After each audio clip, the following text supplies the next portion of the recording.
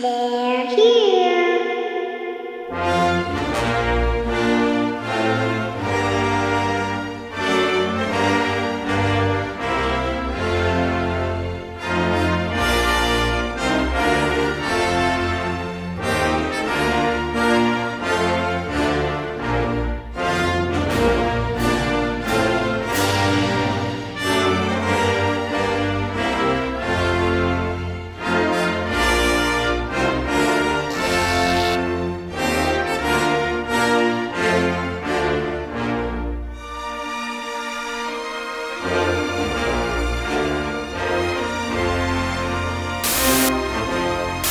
Hauntings and poltergeist incidents do not necessarily occur in old, dark, abandoned mansions. They can occur anytime, any place. Poltergeist is a German word. Geist meaning ghost, polter meaning noisy. So a poltergeist is a noisy ghost or noisy spirit. There's no simple answer as to why these phenomena occur. At first, people are just puzzled by the phenomena. Furniture topples over, Objects fly around by themselves. vases may be shattered. Fires may spontaneously break out. Most of the time, there's a particular person that the events seem to focus around. The initial outbreak will terrify the family. They are typically violent. Apparitions have been reported. It can be violent, vicious, and destructive. As of yet, we don't know how to control them.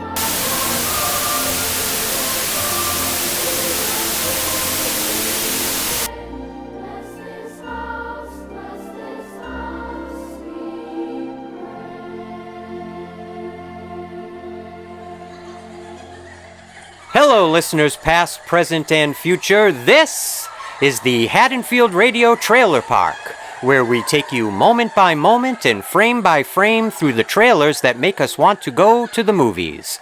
My name, as always, is Christian White. And I'm Joe Francazio. And today, for our season finale of the Haddonfield Radio Trailer Park, Joe and I are going to be taking you on a guided journey, our first guided journey through a supernatural horror milieu.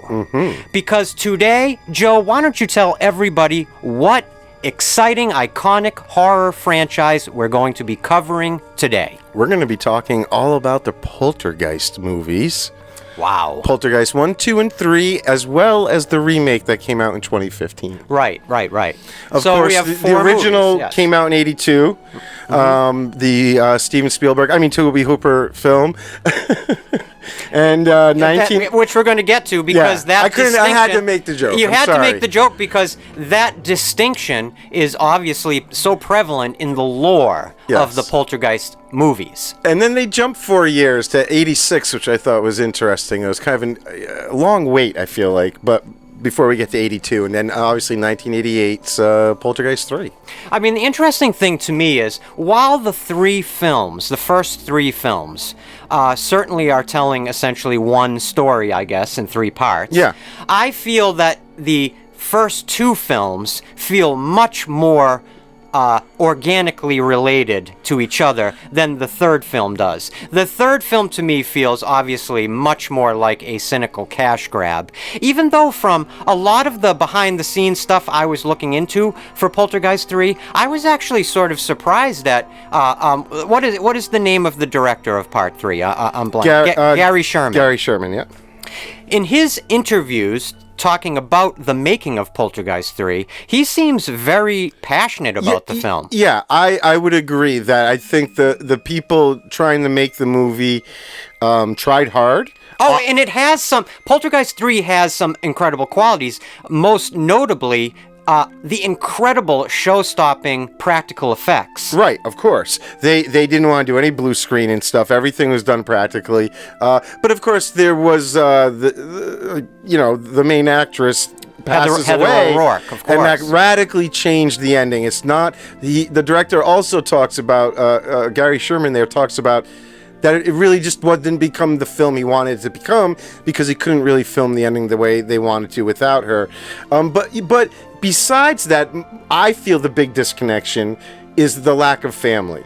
That's such a good point. The first two, it's all about that family. I feel, whenever I've watched it, I remember this even when I was young, I always thought it was so weird that the mom and dad would send her off. And wouldn't you be so afraid after your daughter has already gone through these two experiences? I mean, the daughter would be literally living with PTSD. Why? A trauma survivor. And I know they're trying to get her help. I've seen that other. No, it's completely antithetical to how that character should be taken care of within the reality of those films. Well, and then from a writing standpoint, family is the big glue, it's right? The heart and soul of these movies. The Freelings are literally the heart and soul of the Poltergeist movies, and especially the first three, of course. The first one especially being so Spielberg influenced.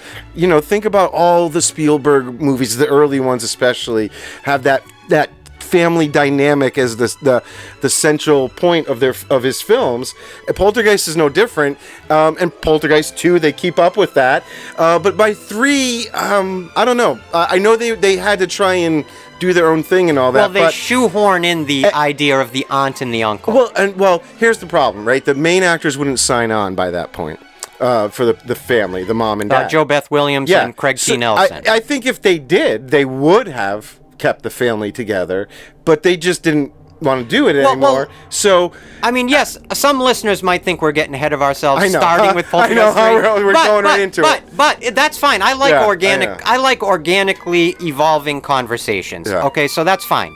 I will say that you could very easily, if they could have made a deal, a financial deal with Jo Beth Williams and Craig T. Nelson to return for the third film. If they had made a deal that they couldn't say no to, much like they did for the second film. Yeah. And I've heard both Jo Beth Williams and Craig T. Nelson in interviews literally candidly talking about how the reason they came back for the second one was the money. Yeah. And an astounding amount of money to be paid for actors, and they had never seen money like that as performers.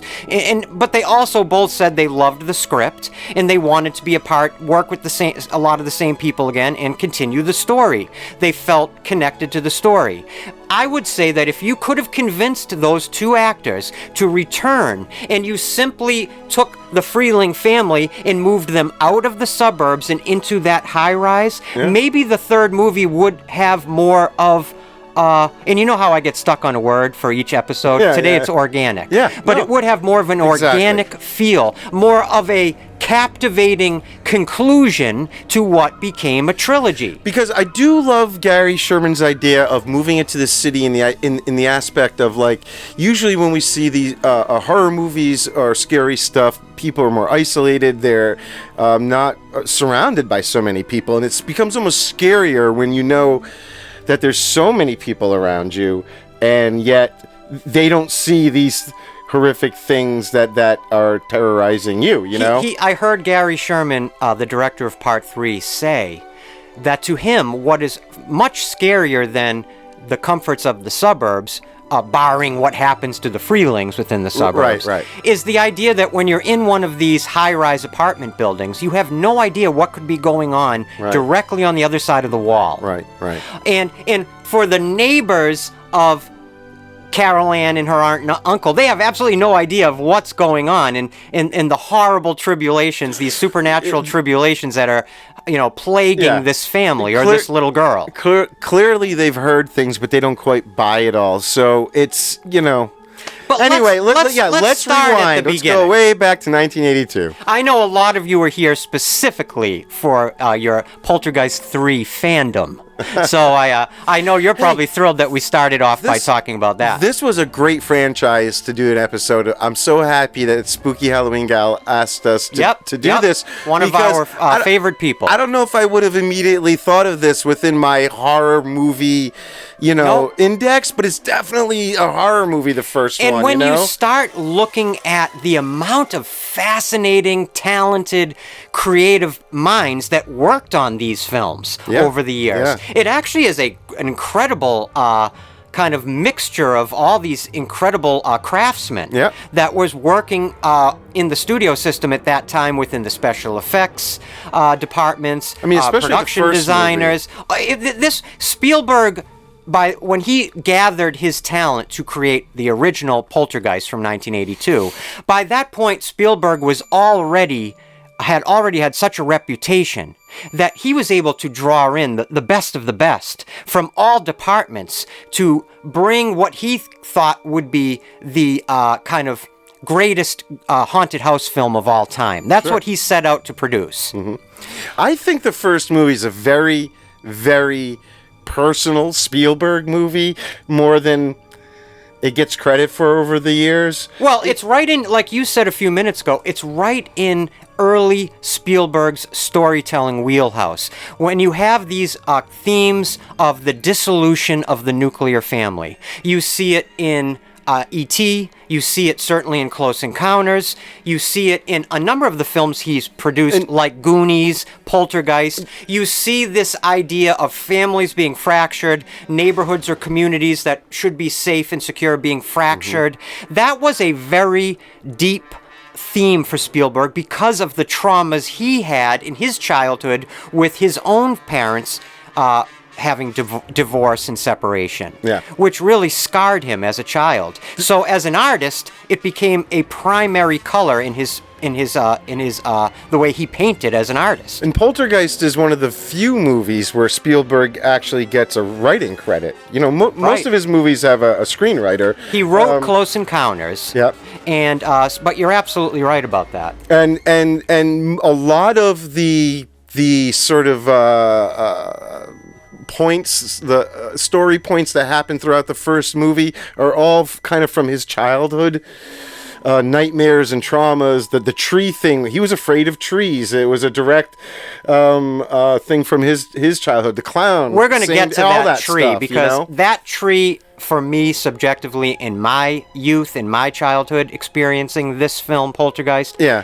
Of all the iconic elements of Poltergeist that easily can stand out to any movie fan or horror fan, but we all have. There's so many of them. Yet the tree is really just in my psyche as something from my childhood that was absolutely terrifying to me. Well, the whole movie was. I mean, it's a gnarly, hardcore film that happened to be rated PG, much like Jaws. It's crazy. So PG-13, to put in perspective, didn't exist yet. And originally it did get an R. And then Spielberg and Hooper petitioned, and they won it. They basically were saying, look, no one dies in the movie. There's no sex. We're not depicting any actual harm to children. Like, they're all okay. Nobody, it's scary, but nobody's, doing horrific things to them. And they ended up getting the PG rating. And yet they have, of course, all I have to say is that this movie includes the mirror scene.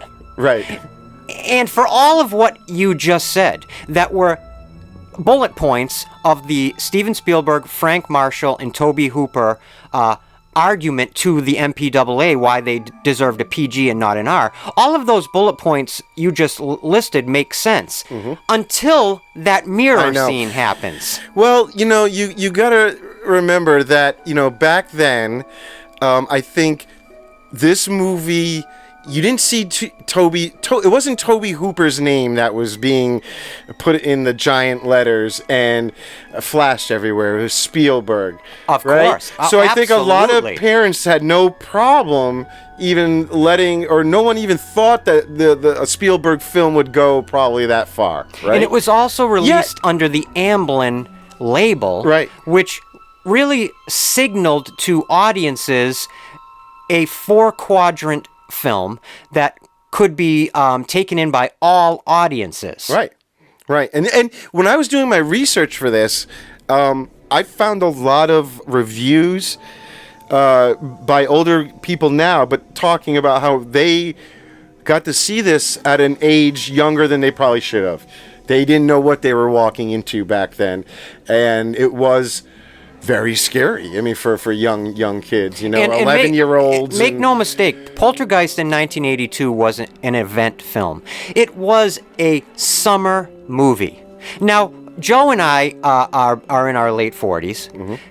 I know what that term means. I remember growing up in the 80s and 90s. In summer movies, I lived for summer movies all year. I remember Premiere Magazine would have their summer movie preview issue every year, a couple months before the summer. And boy, would I look forward to that issue and seeing all these amazing, high concept films, big budget films with the best talent, the best actors, best directors.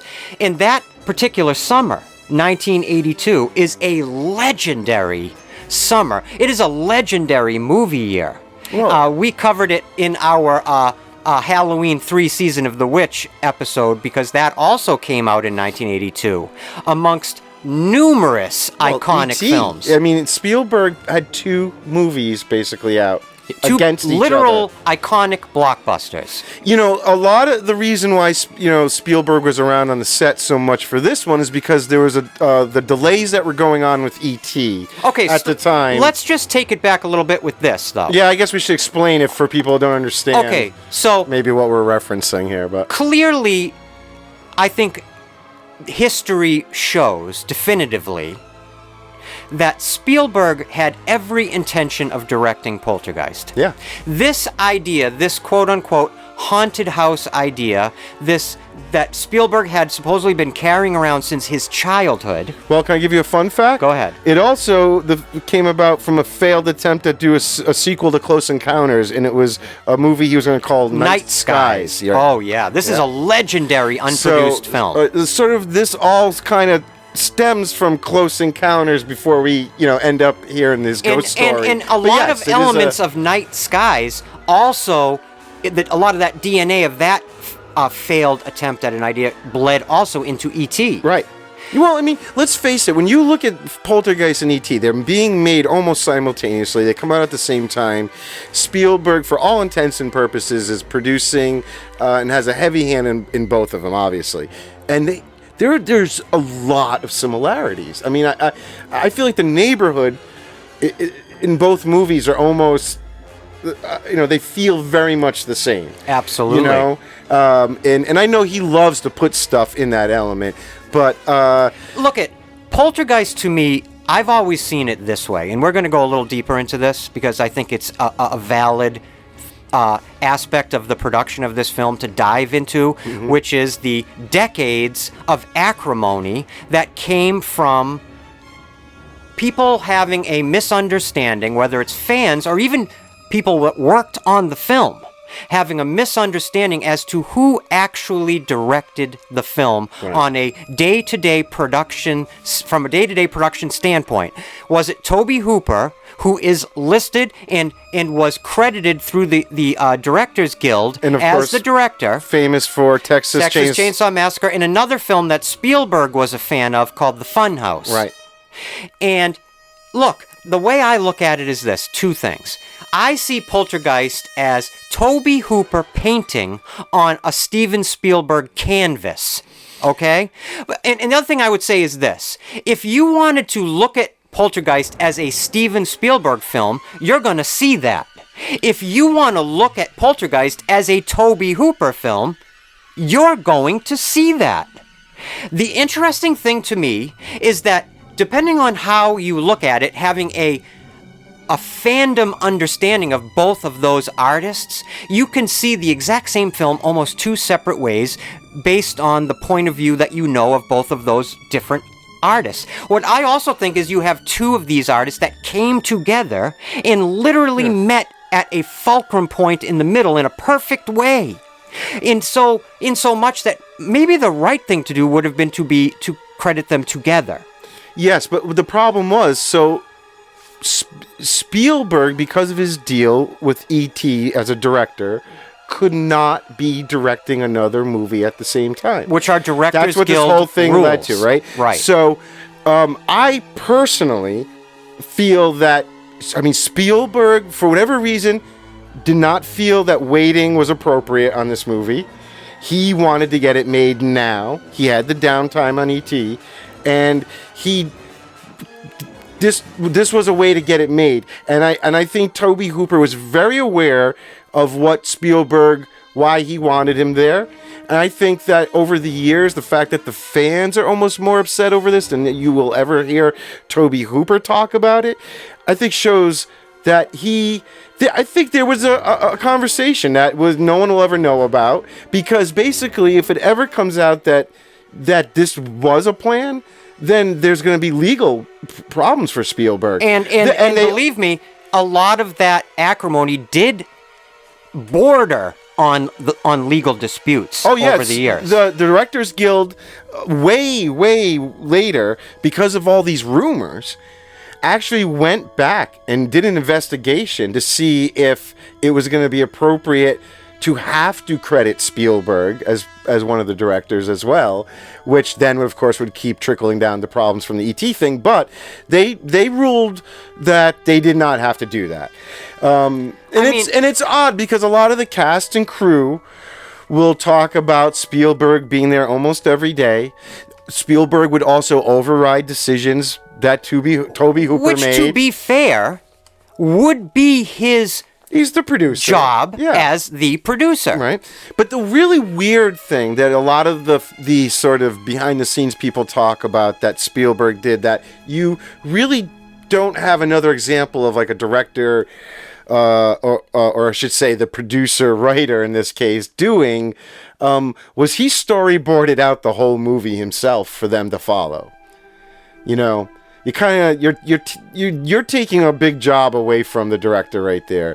Even if usually the directors will still use an artist, but it's they're drawing what the director is literally, you know, saying. And in this case, Spielberg just kind of went no. And then at which point you have to ask yourself, then what was Spielberg attracted to in Tobe Hooper? He loved Texas Chainsaw Massacre as much as you would think that that's not, you know, but it's not a Spielberg type of movie at all, you know. Maybe that's what attracts him so much. But Spielberg, as a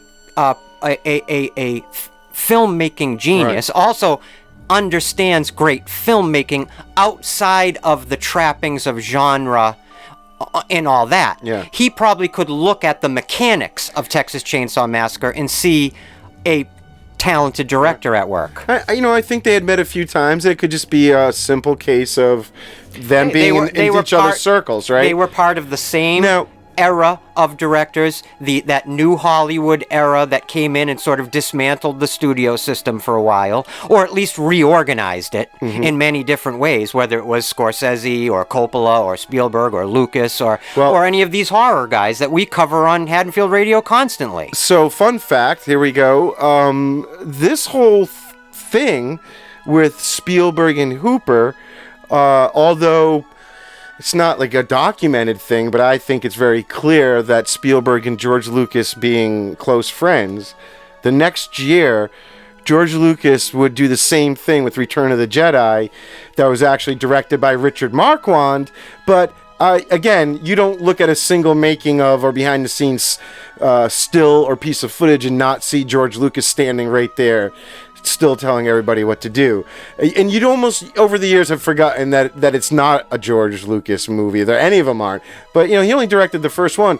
But it's the same sort of thing. He had a battle with the Directors Guild. You're absolutely right. And he needed to find a way to get his movies made and have somebody that was moldable. Look, 9 out of 10 times, as we all know as movie fans, movies are a director's medium. Okay? Television could be looked at as a producer's medium, mostly a writer's medium, okay? Movies are a director's medium. There are some major exceptions to that rule. George Lucas and Spielberg are two of them.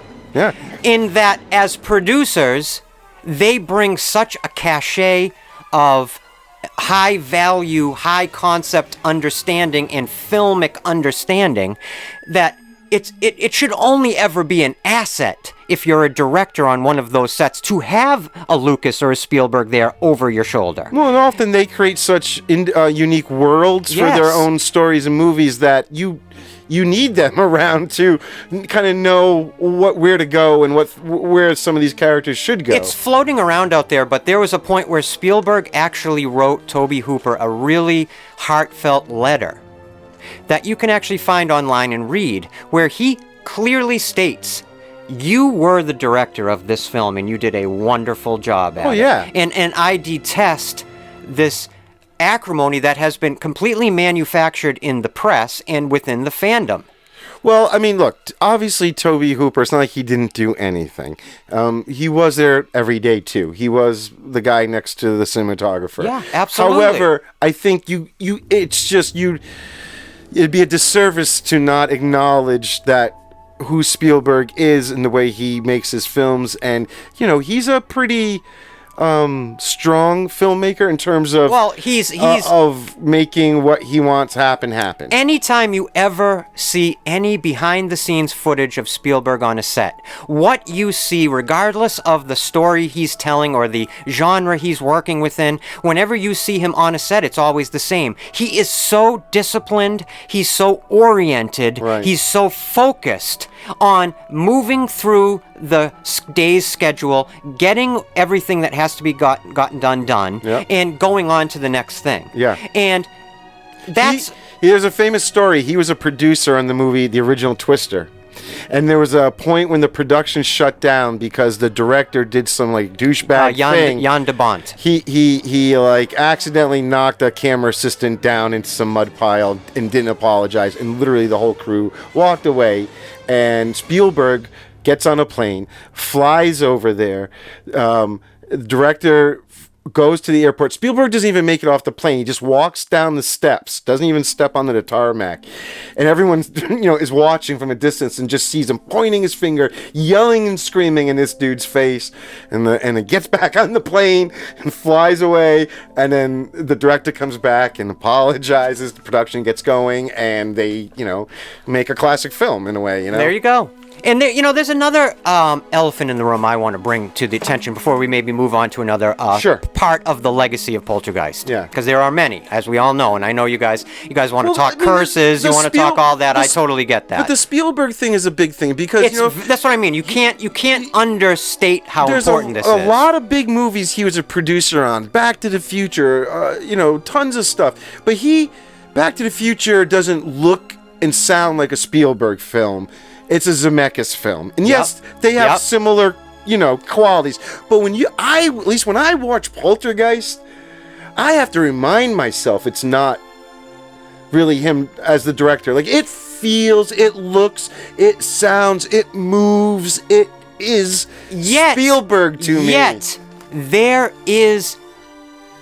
How do I want to say this? There's an edge to it that's not him. But there is more than an edge. There is an agitation to this film. There is a malignancy. There is a malignancy that is under a grittiness that is under the surface of the film from the first frame. Right. That doesn't come from Spielberg's sensibility. Right.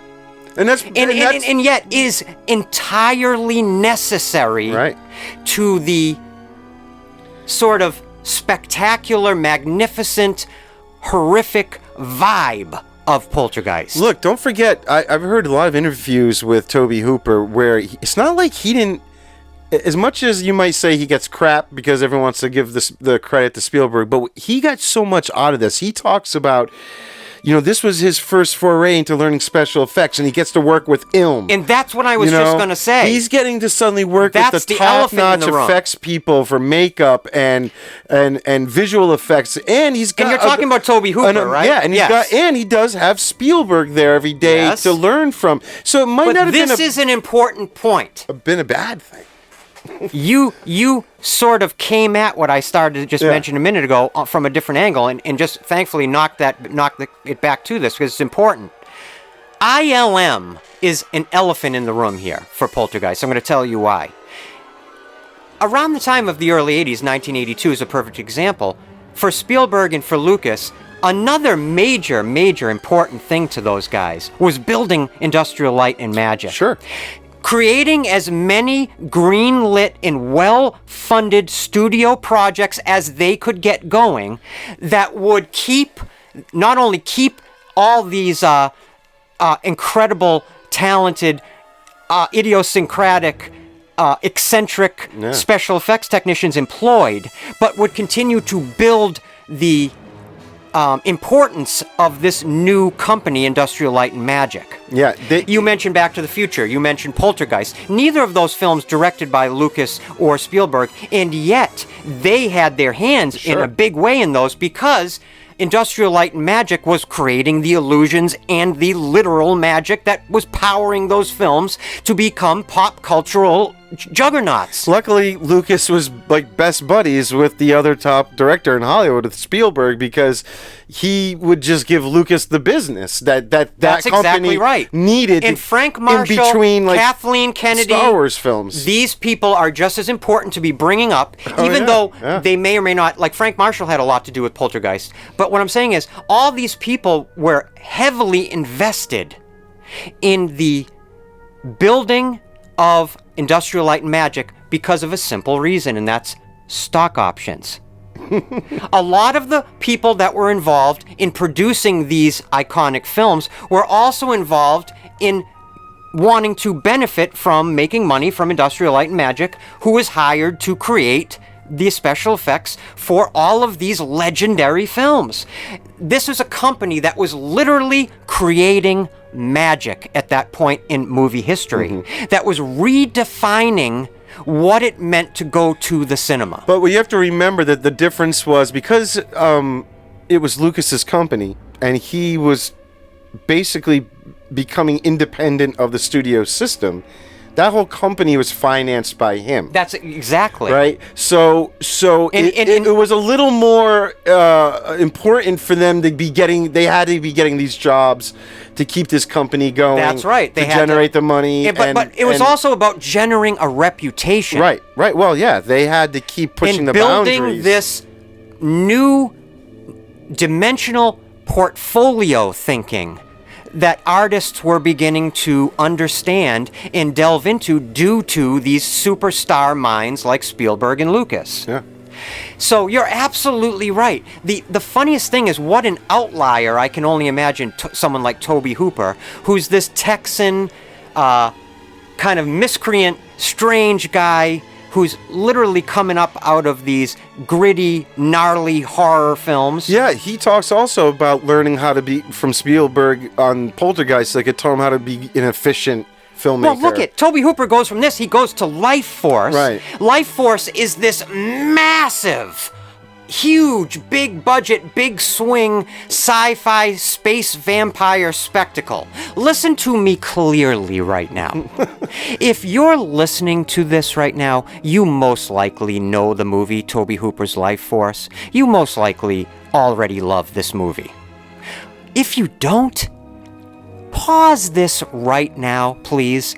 Go watch Life Force and then come back and continue this conversation with that in your consciousness and thank me later. Have you seen Life Force? Of course. And you know that he had to have been thinking about that also when you're going into a movie with Spielberg, where you know it's almost going to be a guaranteed hit, you know? And then so as a director, as the credited director, you're going to have the ability to choose what you want to do next, instead of having to, you know... Well, that's the thing. With Tobe Hooper, he moves into essentially the big leagues, takes on this film, Life Force, which was this massive budget, and it was a massive failure. Do you know, was that MGM too, do you know? It was, and I think Hammer might have been involved in some tangential way, and I think a number of like British companies were involved. I bet MGM wanted to try and keep him on board after Poltergeist. You know? And by all... There is nobody out there in the horror fandom that's going to make a counter argument against the fact that Tobe Hooper is a certifiable first ballot horror Hall of Famer, and I would argue he's one of the great filmmakers of the 70s. And then at what point does he hit Texas Chainsaw Part 2? That's in the 80s, and that's where Texas Chainsaw that's sort after of... Life Force, right? I think so, but because off the top of my head, I'm not 100% sure. Legendary too to a lot of those fans, and it's it was almost considered better. Well, it's my favorite Texas Chainsaw by a long shot. A lot of people say that. Texas Chainsaw Massacre 2. You can see his progression is what I'm getting at. It was so satirical, though. It threw off a lot of Yeah. Texas Chainsaw 1 fans. We don't need to go there. We'll get there okay, eventually. yeah. But it is important because it's important when thinking about the context of Tobe Hooper in 1982, 1984, and beyond, going through the 80s after Poltergeist, and seeing himself more in the Spielberg mode. Yeah. But realizing that you need all that architecture that Spielberg and Lucas have professionally around them, Exactly. like ILM and he knew what he was etc. doing. He was studying. He was taking it, and he was taking Yes. advantage of the situation. And you know, It's a like- fascinating hire for that time to bring Tobe Hooper in. He was also notoriously ensconced in a lot of cocaine use. As were, all's fair in love and war. It's There's the the early 80s. 80s. So was probably 80% of Hollywood. But Tobe Hooper, apparently, according to lore, was one of those guys that just took it to a new totally level. other level. And, Well, you know- there are people who worked on Poltergeist who talked about how absolutely medicated, for lack of a better word, Tobe Hooper was during the production. Yet, you will not, and I searched, and you will not find one person who worked on the original Poltergeist who says anything negative about Tobe Hooper. No, they never say anything negative. They just kind of will talk about how much though Spielberg was there and seemingly calling the shots. However, I don't think it's not uncommon when making movies for a director to have the writer help guide them through movies, and Spielberg was also the writer, or I know the other two guys get some credit. Michael, I don't know how you say his last name, Grice, and Mark Victor, and they're very important. and they go on to write part 2. Yeah, we'll get to them. But obviously, the story comes from Spielberg, so I don't, it's not that crazy that he would kind of say, well, no, this should be like this at times, but it's also Spielberg. And if he sees something, probably a better, that can be done a better way in terms of filmmaking, and he's there on set, he's gonna let you know. I agree.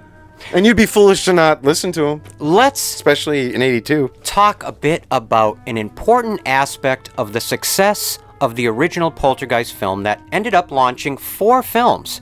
So I think a very, very, very part and parcel in the success of the first film was the casting. Right. And they specifically didn't want to, we didn't want to go with big names because they really wanted people to feel like this family was a family. They didn't want to associate them with anything else. And as much as Craig T. Nelson now, we all know him from the Coach series and whatnot. But back then, he hadn't done a lot, and same thing with Jo Beth Williams. There's a couple things that I really, really, really admire about the performances, the casting, the depiction of the family unit. It really, as Joe and I both grew up in suburbs in the 80s, and so as maybe many of you did as well. Mm-hmm. But New England towns, little New England towns. Right, and even though Poltergeist is not taking place in a New England town, no. the suburban experience at that time in American culture was so, I want to use the word predictable, and so safe, because that was what was being sold to somebody that would want to buy into a suburban lifestyle. And as we will see in a few minutes, the trailer for this movie hinges for half of it on that idea. You don't even realize it's going to be a scary like the movie. serene, placid, suburban safety, the lyrical upbringing, white America, all the hallmarks of white-controlled America of the 80s. Hey, I know I'm throwing race in there, and race has really, you could say, has nothing to do with this film, even though I think I could make some subliminal arguments if I was doing a fan commentary on this film. But race certainly plays an important and integral part in the idea of the suburbs. In America in the 80s. Exactly. Especially.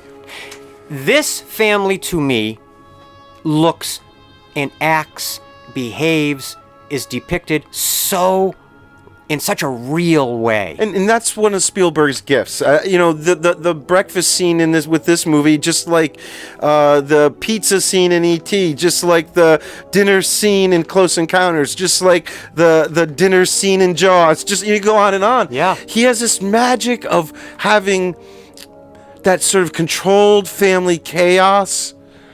where You almost wonder it looks how like they chaos on the film screen, it. but when if you've been in that situation, you know everyone's getting ready at the same time and the house is bustling, but he films it in a way and he focuses Yeah. on the small details that are important to the story in a way that just it's a hard thing to do. I don't think a lot of films can You know how pull it off. in other Spielberg films and in this film, Like you said, it's li- organic. Like how the family is all talking over each other and running in and out of the room, and everybody's like, it's all sorts of chaos at the table and this and that. But as you know from filmmaking, I marvel at how you would do that take after take after take. It's all choreographed, and you have children and a yet dog involved. It's crazy. choreographed, yet it looks like pure chaos. Yeah, no, it looks almost improvised. Well, and maybe that's what Spielberg does well. Maybe he knows how to choreograph that type of a scene differently than most directors,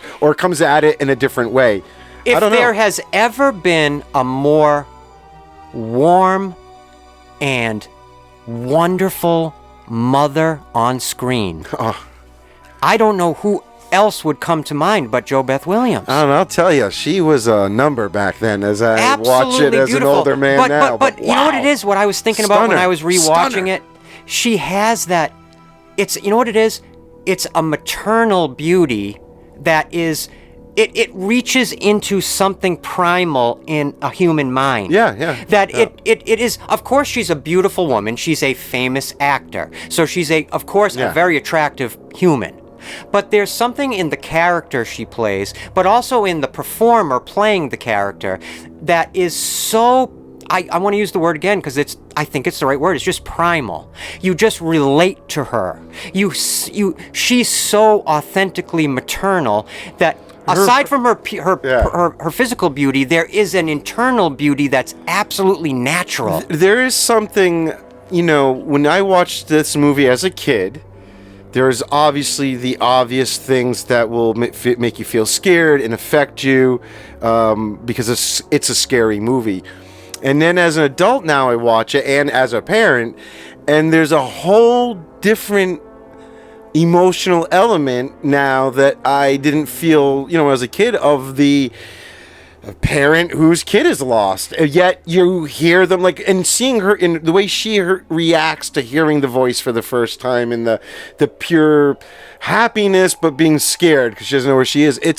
It really, there were many times when I watched this first one where I felt, now as an adult, both scared but also almost on the verge of tears a little bit. Not necessarily sad, but just because I was feeling what she was feeling. You know what I would say? And again, not discounting Tobe Hooper's work on this film, but I just want to say, like many great Spielberg films, Spielberg also has this mastery of the ability to blend emotions together. He knows how to blend emotional texture together to almost create new emotional flavors that have unique effects on audiences taking in the story he's telling. It's part of what makes Spielberg such a singular storyteller, is that he creates emotional dynamics that have never existed before. They feel Spielberg to you. They feel Spielberg to you because they don't have any other definition.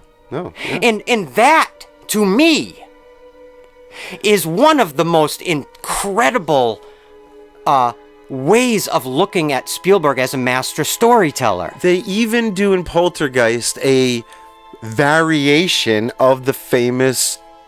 I'm not saying he's the only director to do it, but that Spielberg, the zoom and dolly at the same time, camera trick. What do they call that? So I'm sure there's a name for it, but it's when you're zooming in, but also pulling the camera back at the same time, so your actor stays like a rack in the same. Almost. But so Jaws, the close up of Hooper on the beach. On the beach. No, it's Brody. Brody's on the beach. Sorry, Brody on the beach. The Kintner boy is getting attacked by the shark, and you see that moment where things are moving forwards and backwards at once. As Brody is in the beach chair, as his entire reality is being changed. And in this case, it's the mom running down the hallway that he's using it now as almost a physical effect, because because it discounts her movement towards where she's going. It actually makes the hallway longer. That's for exactly her. right. But it's what it a does great trick. It creates this dream-like energy of like I'm running and I'm in a marshmallow floor in a dream. You know, I can't get where I'm going. Yep. Craig T. Nelson, what I want to say about his performance, and it's in the writing, it's certainly in the direction, and it's certainly in the performing. There is this edginess to his performance. There is a darkness to Steve Freeling. And to the way Craig T. Nelson plays him. It really obviously starts to manifest in the second movie. He's a salesman, you know? He's got that... And so was my dad at that sort time. of... You know, probably wishes he was doing other things type of a guy, but he's good at selling the houses that he's living in. There's something about Craig T. Nelson's performance. While he looks nothing like my dad... Steve Freeling, the character, has this weird kind of unsteady mix of jovial, over-the-top humor that quickly seems to sour into self-contempt. And it's something that you see in this push and pull that you see in the way that Craig T. Nelson plays this character of this father that truly speaks to me because it reminds me of my father growing up. And my father... his storminess, where he would go from being the guy making all the jokes in the room to the most angry guy in the room, sometimes in seconds. Yeah. And in the second film, where you start adding alcohol into the situation, and it obviously darkens the character substantially.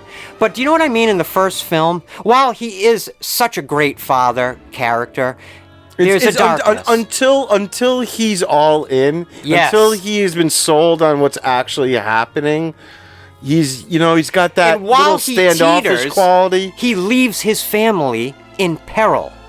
It is his realization that the only thing that's going to save them and transcend this evil is them being a unified force as a family, representative of life and love. And that's what Tangina basically tells them, right? Your greatest power is sort of your love for each other. And in doing so, Poltergeist, in a way, becomes sort of a bookend to Close Encounters. Close Encounters truly is the fracturing of the American family. The father literally chooses, I'm going to become an alien and go to space and leave my kids. Never mind leave my wife behind. People do that all the time. But leave my children? Could you leave your children behind? No. Now, full disclosure, I don't know if we've ever even mentioned this, Joe has children. I never had children. I have about that I know 20 or 22 now. Joe has 27 children. What was interesting, I'll bring up as we go on, I watched these movies recently for this episode, and I watched it with one of my daughters, who's in her 20s. And is a huge horror fan. She loves horror, mainly more modern stuff, but she watches everything. She is all like sorts of an stuff I've never even encyclopedia. heard of. She'll bring to my attention, just anything. And so I said, I'm always impressed by her taste. I said, you got to watch these with me, and I wanted sort of the pick up on what she was feeling as we watched them. And of course, the first one she was in love with. 2, I could see the sleepy eyes coming. And by the time we got to 3, she was like, you can watch that one without me. But Can't say I blame her. I said to Joe when I got here think about today, it, she didn't know what it was even about. I said, Joe, never mind I had a hard time for the rewatch, getting ready for this, watching Poltergeist 3 and getting through it. I had a hard time getting through the trailer. Yeah. That says everything. The trailer is pretty bad for 3. Now, obviously... And yet, like I said in 3, and we'll get to this in a minute more conclusively, some incredible practical special effects work by the best craftspeople of that era is in Poltergeist 3. Maybe too much. Yes, I do. We're going to cover it then. Okay. But you can see there was a true passion there. There was a lot of work put into it for sure, When I started delving in, like I said, to the behind the scenes of Poltergeist 3, I expected it to be a shit show. Well, and I was surprised at how much passion there is for the people that made the movie for the movie. Yeah. Like we always say, and it's one of those old adages that will never get stale, nobody ever sets out to make a bad movie.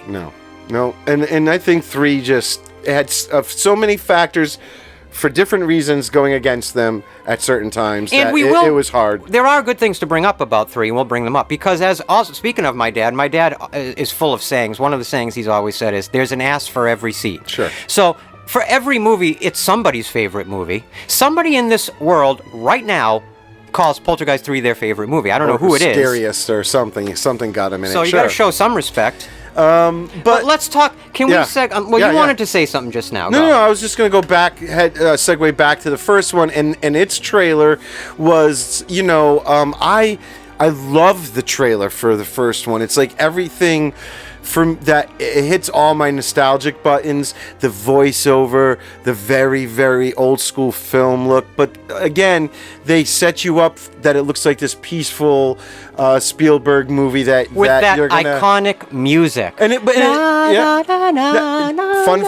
fun fact. Did you know that there are lyrics to that song? Oh, I could write some right now. I am a ghost in your No, actually, attic. it's a beautiful song. I love it. It's called Bless This House, and it's just like about Jerry Goldsmith, who was the composer, who did a lot of Star Trek stuff. He wrote lyrics for that song too. The theme is called Bless This House, also known as Carol Ann's theme. Oh, wow. But it's just got all these lyrics about like a family and living in a house and love and all the stuff. It just occurred to me, we're jumping into the trailer's thoughts right now, and we didn't talk about the most important performer, not only in this film, but in the whole trilogy, first 3 films. Of course, we're talking about Heather O'Rourke. Heather O'Rourke, yeah. Another handpicked by Spielberg. A child actor who never had a chance to grow up to become an adult actor. Yeah. Who literally is notable for this one role. And yet this one role, when you think about Carol Ann, and you think about the character and the way the character is played by Heather O'Rourke, who I think was 6 years old or 5 years old when she made Poltergeist, it's one of those situations where it's almost a supernatural performance, because you truly are seeing an old soul in front of your eyes, in this little girl's tiny little body with the adorable blonde hair. And yet, when you look into her eyes and you see her performance and you see her wisdom as a 5-year-old, you say to yourself, this is a supernatural situation where you are seeing a sort of a magical performer whose real life narrative becomes so extraordinary and so iconic and memorable that it further cements the dignity and beauty of her performance in Poltergeist and Poltergeist 2 and Poltergeist 3. Yeah. Another fun fact was that Drew Barrymore was originally auditioned for this movie, Poltergeist. Yes. And Spielberg said, all right, well, you're not quite right for that, but I got this other movie, E.T., and he used her for that. And you can see how, even at that age, Drew Barrymore would have been perhaps like 20, 30 degrees too precocious. Yeah. Well, so it was interesting. Spielberg was at the MGM, I guess. It was the studio's commissary. And he happened to see Heather O'Rourke sitting with her mom and her sister. Her sister is actually who was there auditioning for movies. But Spielberg literally sees Heather sitting there and talks to the mom and talks to her and says, hey, I think she should audition for this movie.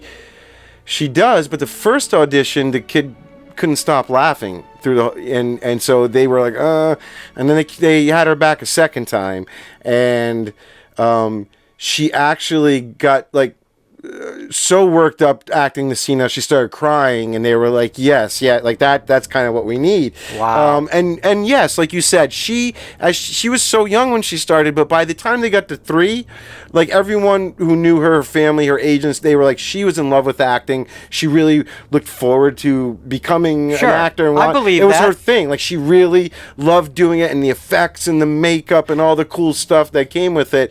And they actually put on her headstone, that she played Carol Ann in the Poltergeist movies. So it was very important to her, this role, Not that she had a lot of roles. There's something about that incredible imagery and iconography of Carol Ann with the hands on the TV screen that became the first movie's poster. Yeah. I just wanted to make a quick little fun fact.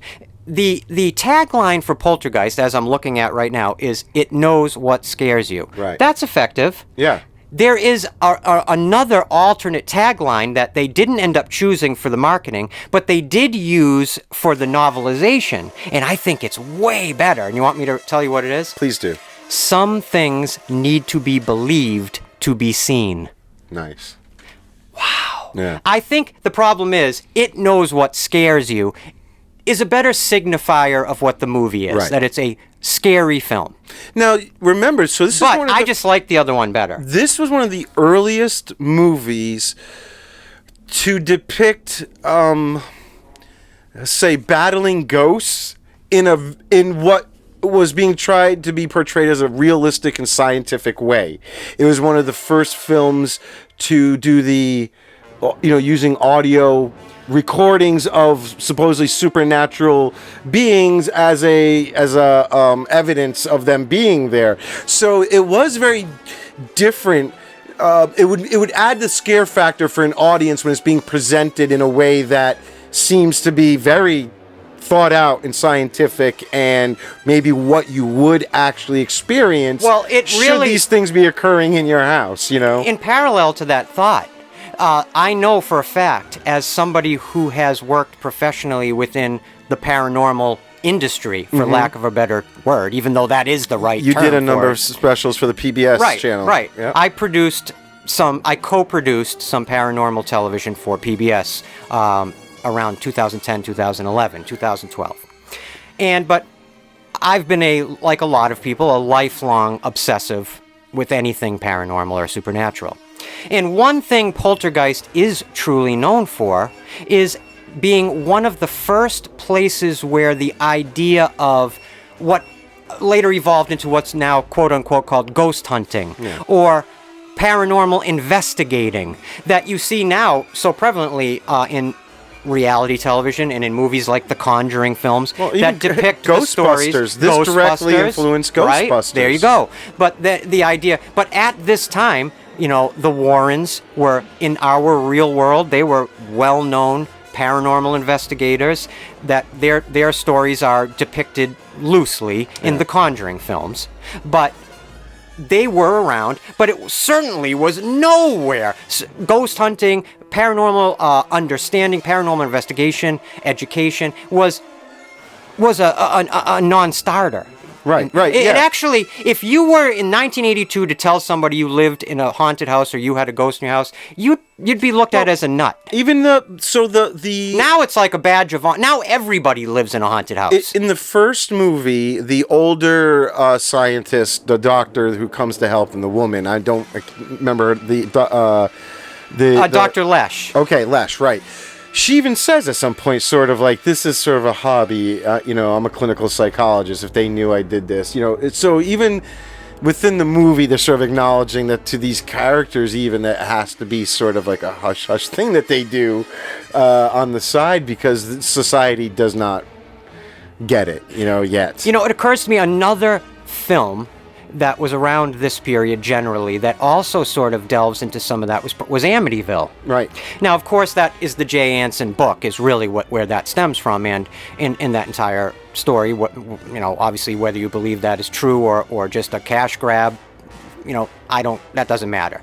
But Poltergeist was one of the first places where this type of thinking, this type of, like you said, the perfect way you said it, the idea of this way of looking at ghosts. And I wanted to say, because it's very important, I have a big thing with semantics and the use of language.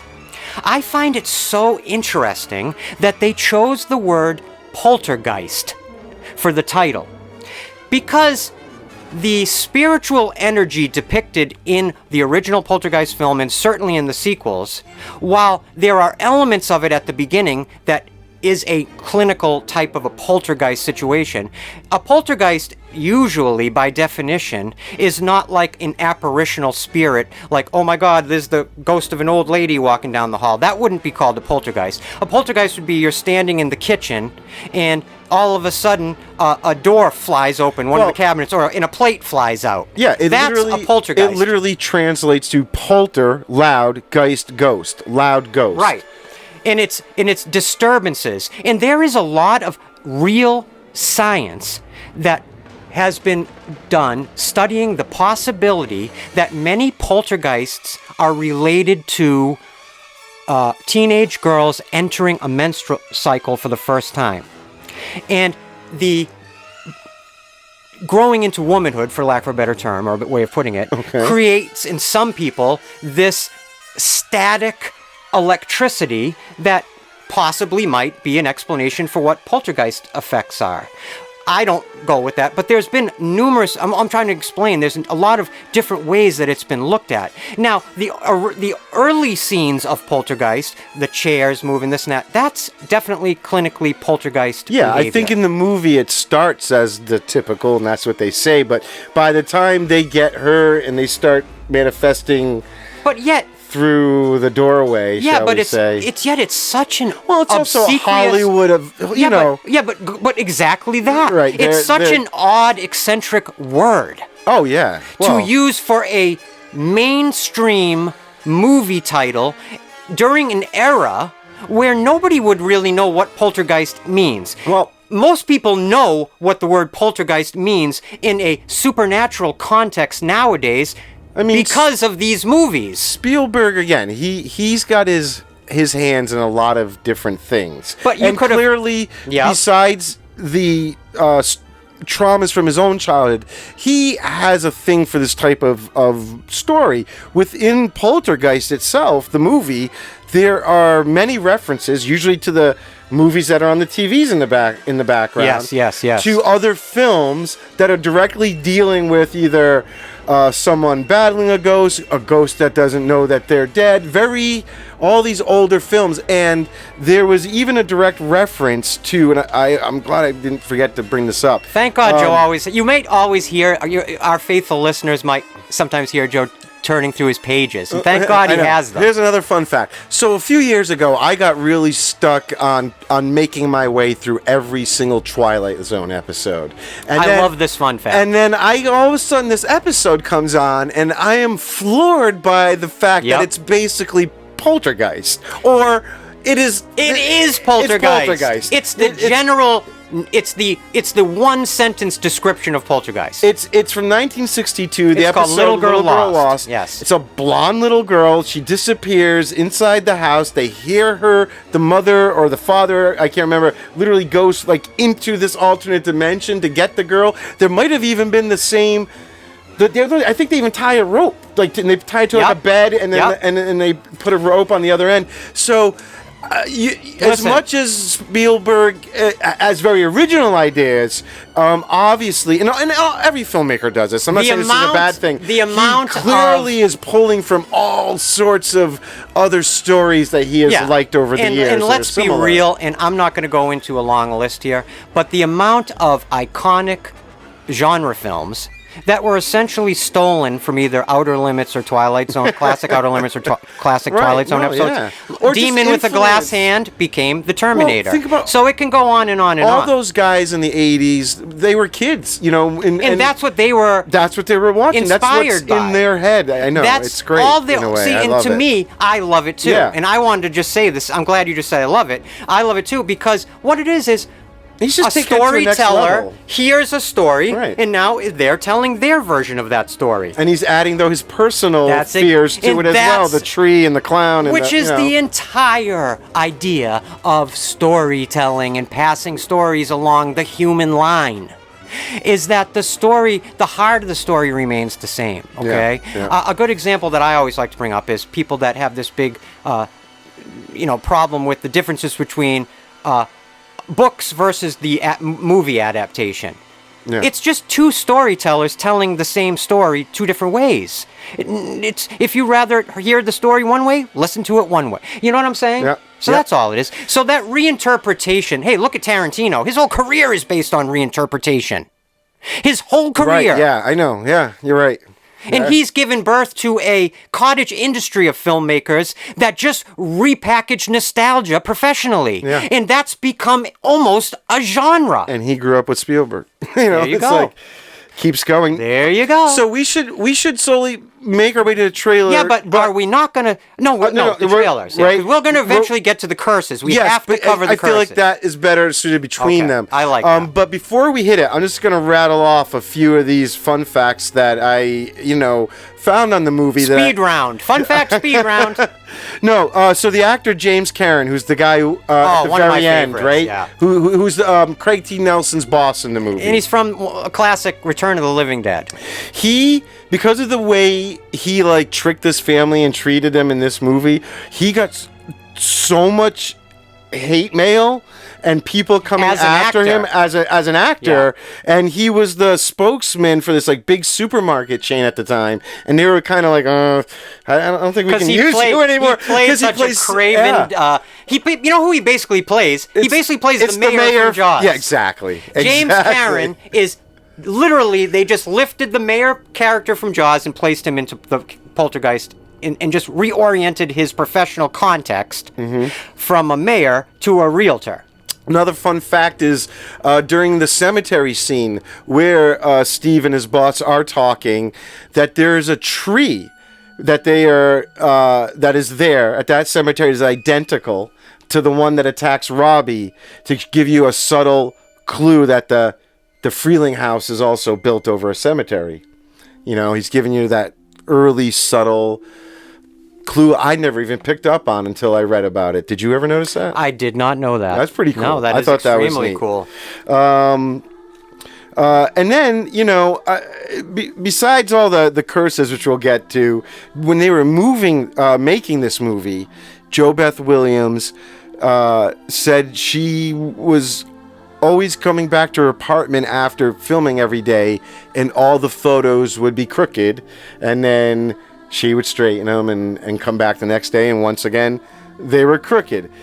Zelda Rubinstein, who plays Tangina, also had this experience of seeing a vision of her dog running to her while she was on set, and then moments later gets a call from her mom that her dog passed away. There's all these little stories that are attributed to the supernatural from the actors as they were making the movie as well, and I don't know if that's just become legend, if it's how much of it's true, how much of it was actors, I don't know, maybe embellishing some stories back in the day, but unfortunately now they kind of have to keep that story rolling, or wow. I don't know, it's kind of and I know that's the sort of the allure here, is that they made a ghost movie and there's all this evidence of supernatural activity. Look, it also makes for it's a great wonderful story. Marketing narrative that actually works beyond just selling your movie to a theatrical exhibition audience. Yeah. It becomes part of a lore that will continue on and can be added to and subtracted from and speculated on and embellished over the decades. I love when the making of a movie has a story as well, and this is just part of that story, which only enhances its pop cultural relevance and its zeitgeist appeal. I bet if you interviewed people on any movie set, there's going to be a couple of them that will be like, on any horror movie set, they'd be like, well, while I was making this horror movie, this weird thing happened, this weird thing happened. And when it seems to be almost specifically with either demonic themed films, spiritual or supernatural themed films, or devil oriented themed films, where part of the spooky presentation of the film in its marketing is elucidating the idea that there was somehow something cursed about the film, because it gives it a mystique. And we're definitely going to get to some of the interesting curse fun facts about these films. But Joe's right. We're going to table that for just a few minutes. Yeah, and it's funny that during the Oscars in '82 that Spielberg, that Poltergeist lost their special effects Oscar to the E.T. people. So it was like Spielberg lost to himself and won against himself. It was a really weird thing. And Time Magazine and Newsweek that summer dubbed it the Spielberg summer because of E.T. and Poltergeist. I mean, Poltergeist was the highest grossing horror film, of '82. Which is a really excellent distinction because, again, if you want to really have your mind blown, and if you're any sort of movie fan, you already know this list, but if you want to have your mind blown, even if you do and you just want to remember, just look up the movies of 1982. Just Google movies of 1982. Look at the list of absolute bangers that came out in 1982. It's dozens of not just great films, it's dozens of iconic films. Truly iconic films that most likely were being released either at the same time or within weeks of each other, which is unbelievable that you could have gone to a multiplex that summer and seen Conan the Barbarian, Poltergeist, Halloween 3, and on and on and on. Every single genre was represented by fascinating pop cultural juggernauts. Yep. Am I wrong? No. I just want to say and real Raiders. quick. Raiders was 81? That sounds like 81 to me. So it was right before this. I mean, he's coming Well, off of all these... Hold on a second. And just for the sake of it. And I feel like a lot of the effects in Poltergeist remind me of the effects in Raiders of the Lost Ark. The spirits that come out of the Ark at the end, the face melting and the face ripping, and a lot of that stuff is... Remind me face ripping, because I got a fun fact. But let me just hit you. I am going to hit you with a few of the films of 1982 just to make my argument, okay? Yep, This is just a few, okay?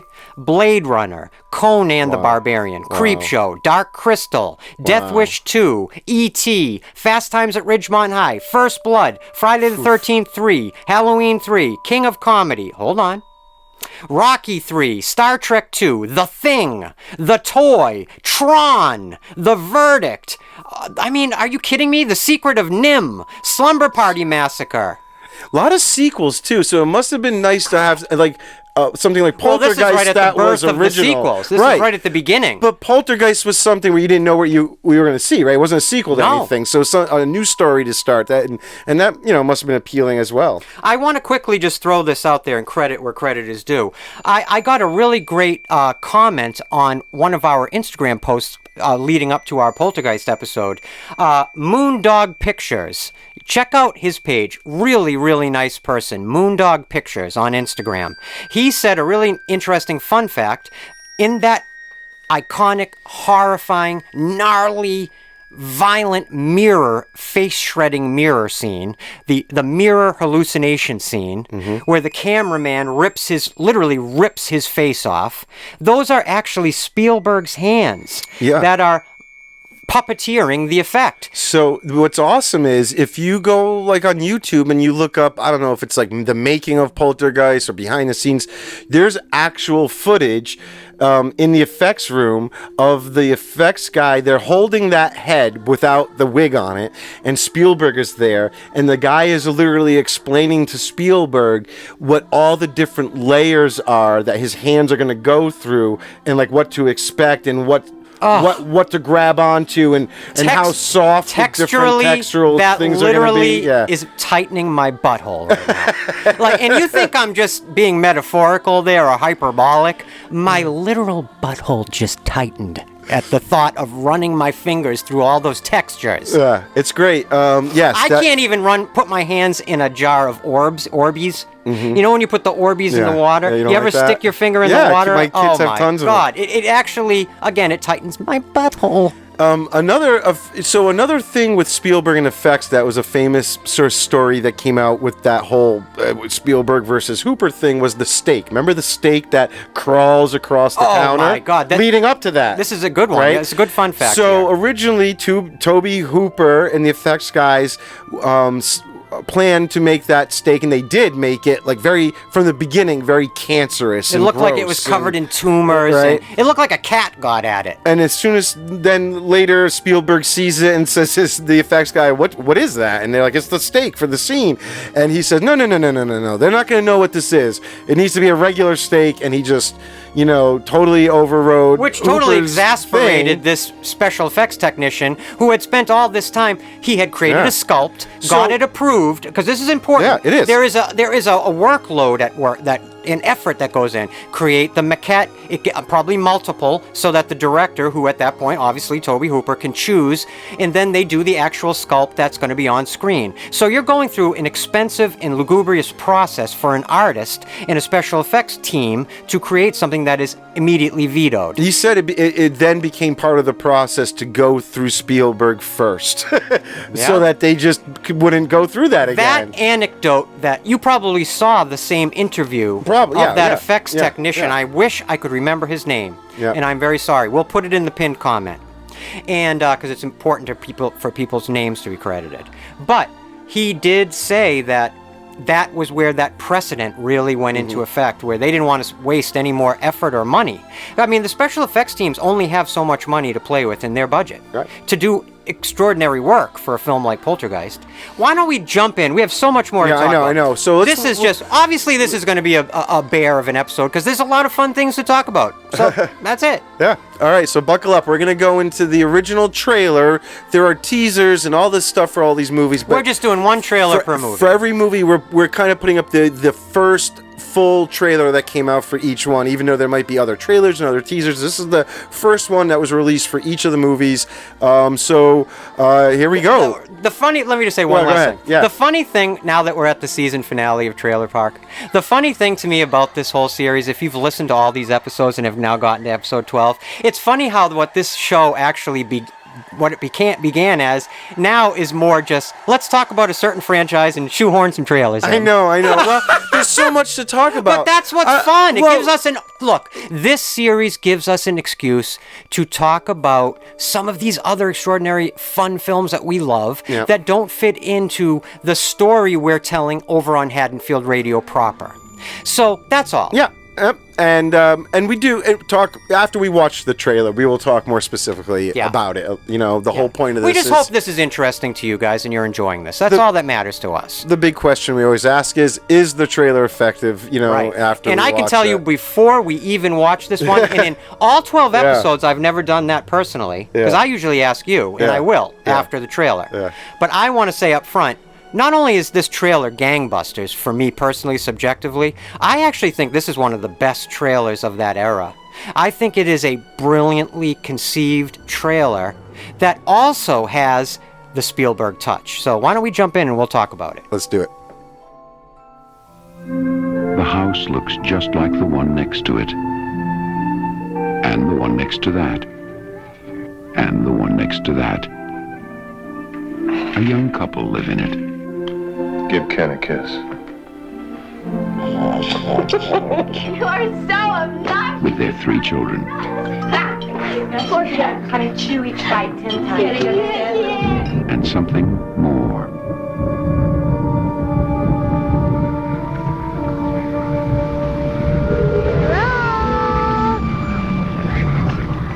They're here. Sweetie, remember last night? Do you remember when you woke up and you said you were here? Uh-huh. Well, who did you mean? Who's here? TV people. Something's funny going on here next door. Something, We were wondering if maybe you had experienced any disturbances lately. What kind of disturbances? I don't know what hovers over this house. I've never sensed anything like it. That thing is in there with my baby! There are hundreds. Now Steven Spielberg crosses a frightening new threshold into a world within our own. Its form is revealed. what is it? Its focus is clear. And the games over.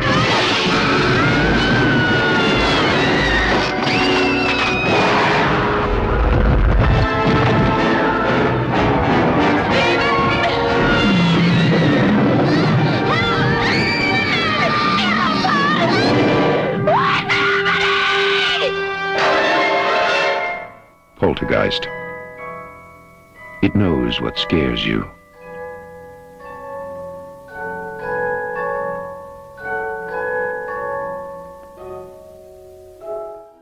All right, well, there we go. There was the trailer. What a trailer. Starts slow and then gets very friggin' intense. Like a lot of the other trailers we've covered over the season, like I said when we were watching it, it's different from what you're used to obviously in modern trailers. It's much more like little, a diaspora of little scenelets and kind of strung together that tell you the genre, the stakes, give you a sense of who's in it, even though none of the performers, even though we've lauded them rightfully, none of them were superstar box office draws. Well, and that's why the voiceover has to drop the Spielberg name to Spielberg to draw really you in. was the draw, obviously. Yeah. And how interesting that this still predates Spielberg's zenith by a decade. Yeah. So already by 1982, I mean, what had Spielberg done before this? Just Jaws? Close Encounters. Close Encounters, 1941, I bet. Yep, and Raiders. Yep. Which And would have been and he right was making before this. E.T. So he was launching into E.T. All his And classics. It's weird that this doesn't get lumped into his stuff more. I know he's not listed as the director, but I mean, it's a lot of him. You know why? Because Spielberg has created such a incredible resume as a producer as well, and there are a lot of films that are specifically credited to him under that category as well. Yeah. Like we mentioned Back to the Future, we He's mentioned also Goonies. becoming a little more wholesome in his older age, like removing the guns in E.T. and things like that. That I don't know if which are really the scary movies lamentable in his career. mistakes. Yeah, I know. But in E.T. he literally removed a kiss between E.T. and Elliot. Yeah. And he removed the guns from the government agent's hands. And he has gone on record. I think it's a bit retroactive and a bit too little too late, but he has publicly stated that he regrets those decisions in hindsight. Yeah. But they soften really up when they get older. I don't know. That tittering around with your work. Yeah. I know. Later Him in and your Lucas, legacy. They love it. They love it. Lucas, in a way, I get. Lucas is part of his entire way he works as an artist is he feels like no work is ever complete. Right. So to him, every one of Lucas's films is an open work. Yeah. If it's his film, he should be able to add to it 20 years later. If Not he to wants. mention, And he every has. time he tinkers with it, he probably can pocket $500 million by re-releasing it. So now watching that trailer reminded me about, again, some of the cool effects.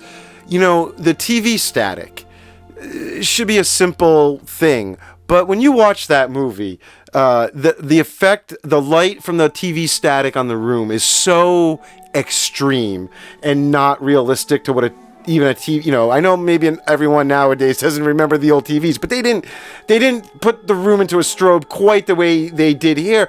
But I love the effect it has, and then the light at the end in the room where the mom and the dad are go in, with the rope and everything. In the closet. In the closet.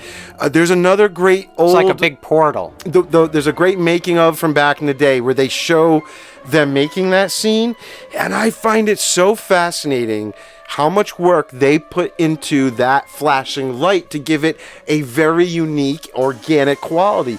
Besides obviously strobes and whatnot, they're literally pulsing light through water to give it that refraction thing. They've built walls of mirrors that are all these little mirrors that are like wiggly, so that the light is bouncing everywhere, and they just combine it all, and it created that.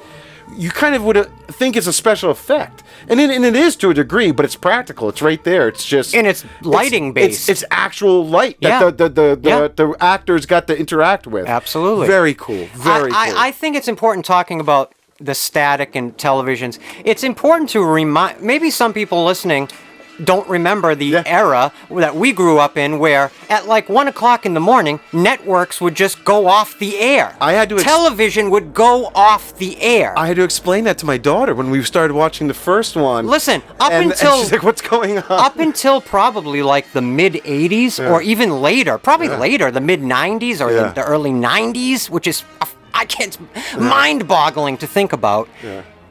Television pre-cable, when it was you had 3 networks and a few on VHF signals and a few networks on UHF. You had 2 dials. You had NBC, ABC, CBS, and then you had a couple like UHF channels. And those were your choices. And at like 1 o'clock or after the Tonight Show, essentially, they would go to static. Yeah. There was no staying up all night as an insomniac and watching They play the cable. national anthem, and then they go to static, which is what we see in these movies. The anthem is fading out as the static I comes wonder in. if you were a person born in the last 15 or 20 years, and you just popped this movie in 2024 for the first time, the 1982 version. Yeah, that's what I'm saying. I did Would with, you with my daughter. She understand didn't. what the context of that static She is? didn't. My daughter didn't. She asked, and I also had to explain what was going on when the dad and the neighbors started fighting with their TV clickers.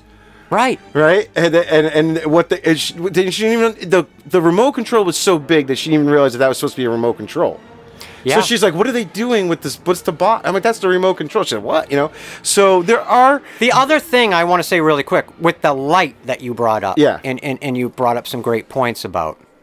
I think it's not really a subliminal theme in this film, but one of the I would call it like a B theme, is television as the fire, the campfire that lights human experience. Okay, that humans would spend the night in prehistory gathered around the campfire to stay safe from violent and evil or monstrous threats that they perceived in their environment, which mostly were just animals that would attack them and kill them, right? Predators. Yeah. Predatory animals. Yeah. They were vulnerable in those days. That connection to the light of the fire is so deeply connected to human life. In the television light, in modern life, in my mind, is that it serves that same purpose. It's this, in a television light, like Joe was just saying, is a very specific light. And it is used in this film very specifically. very exaggerated. Right. It's exaggerated. But the light Maybe takes on on purpose. The Maybe- light almost takes on like a supernatural That's what I'm effect. saying. Maybe he's literally trying to say that this particular TV is giving off this unique type of light because it is the portal or a connection to this other world for this family, or it's just an artistic choice to be sometimes exaggerate certain things. Christ, what did people do in the middle of the night? Like, I don't understand. No, I'm serious. And I grew up like you did in that era. Yeah. What the hell were people doing? What if you were awake at 2:30 in the morning? What did you do? Eventually we had VCRs and we did all that, video games. Yeah, but in the era where just Yeah. Johnny Carson says goodnight, That's and then it. That's you hear it. the Star Spangled Banner, and then static. And you remember that particular kind of static? Oh, yeah. There was an eeriness to it. Yeah, but wasn't there always like one channel? And there was always some channel that was always going all night, and it might have been junk, but you left it on. Yeah, there had to be something. There I was just can't something. imagine that there was a time where you weren't able to be kept company by the television. Television in my life, going all through my life, and I connect movies and television very much together because many of the movies that were definitive in my psyche and to my upbringing as a movie fan, I saw on a television. Sure. And whether it was on WLVI 56, the 8 o'clock movies, or on a VCR. Do you remember how you first saw Poltergeist? I don't, but I know I saw Poltergeist when I was a very young child because probably the whole didn't see it in a theater? the little boy's bedroom scene with the tree and the clown really, really did a number on me as a kid. and I'm not trying to sound like I was some sort of special kid, but I was not the type of kid that was scared by movies because I was so, from an early age, so involved in the idea of movies. Yeah. So I always knew there was people who made movies, and so therefore I never felt scared by movies. There were movies that worked on me that were scary, they are efficiently scary, Yeah. but I was never like terrified as a childlike terror by movies or movie characters, because I always knew what movies were. But I remember being scared S-less by the tree. Poltergeist 2, I just want to say, that's where the real trauma hit me. Well, the clown for me in the first one, that was the one that got me. And if to briefly touch upon the whole curse thing, that was a moment when they were filming the clown wrapping its arms around his neck. The mechanism actually broke on the little boy, and at first he says, like, I can't breathe, and they think he's ad-libbing the line, and then they realize he's turning purple, and Spielberg himself runs over and, you know, wrestles the mechanics off of the actor's neck and saves him, because he was actually getting strangled, and he says he was very close. If they didn't realize what was going on, he probably actually would have just been killed there. Yeah. Add it to the list. Yeah. And before we dive into Poltergeist 2, let's do again, I'm going to use the term again, but let's do a bit of a speed run. Yeah. Through, and the reason I want to do a speed run through a lot of the curse-oriented fun facts, and there's a reason why, is because what I really want is for anybody listening right now, if you know any of cool information about the curses associated with the Poltergeist movies, throw it in the comments section. Share some of these stories and lore with us and other people reading the comments who might not know these points. Yeah. We're not going to obviously get to all of it, but Joe and I are going to run through some of them right now. Some of the real-life curses associated with these movies. I'll admit, when doing the research about the curses specifically, it got hard at times to figure out which ones were kind of real or, you know, more talked about, or certain aspects of certain ones. Some people would back up, some wouldn't. The story would change completely, told by one person compared to another person. Let's start at go. So there's some basics, you know, that let's start facts. At go with what we know for a fact. Yeah. Some of the things that have been attributed to the quote-unquote Poltergeist franchise curses involve the deaths of various cast members. Three main actors between the three. Oh. I think it's four. Okay. Well, we had the two daughters and then the Native American man. The two daughters, Will Sampson, who we're going to talk about when we start covering Poltergeist 2 in a minute, who played Taylor. Yep. And Reverend Kane. Well, right, yes. Julian Beck passed away basically as soon as the production phase of this film completed. He never got to see the movie. Never saw the movie. Never saw what would become basically what made him a legendary character. Right. His character, I mean, that character scared the crap out of me as a kid. Now, Dominique Dunn plays the older sister Dana.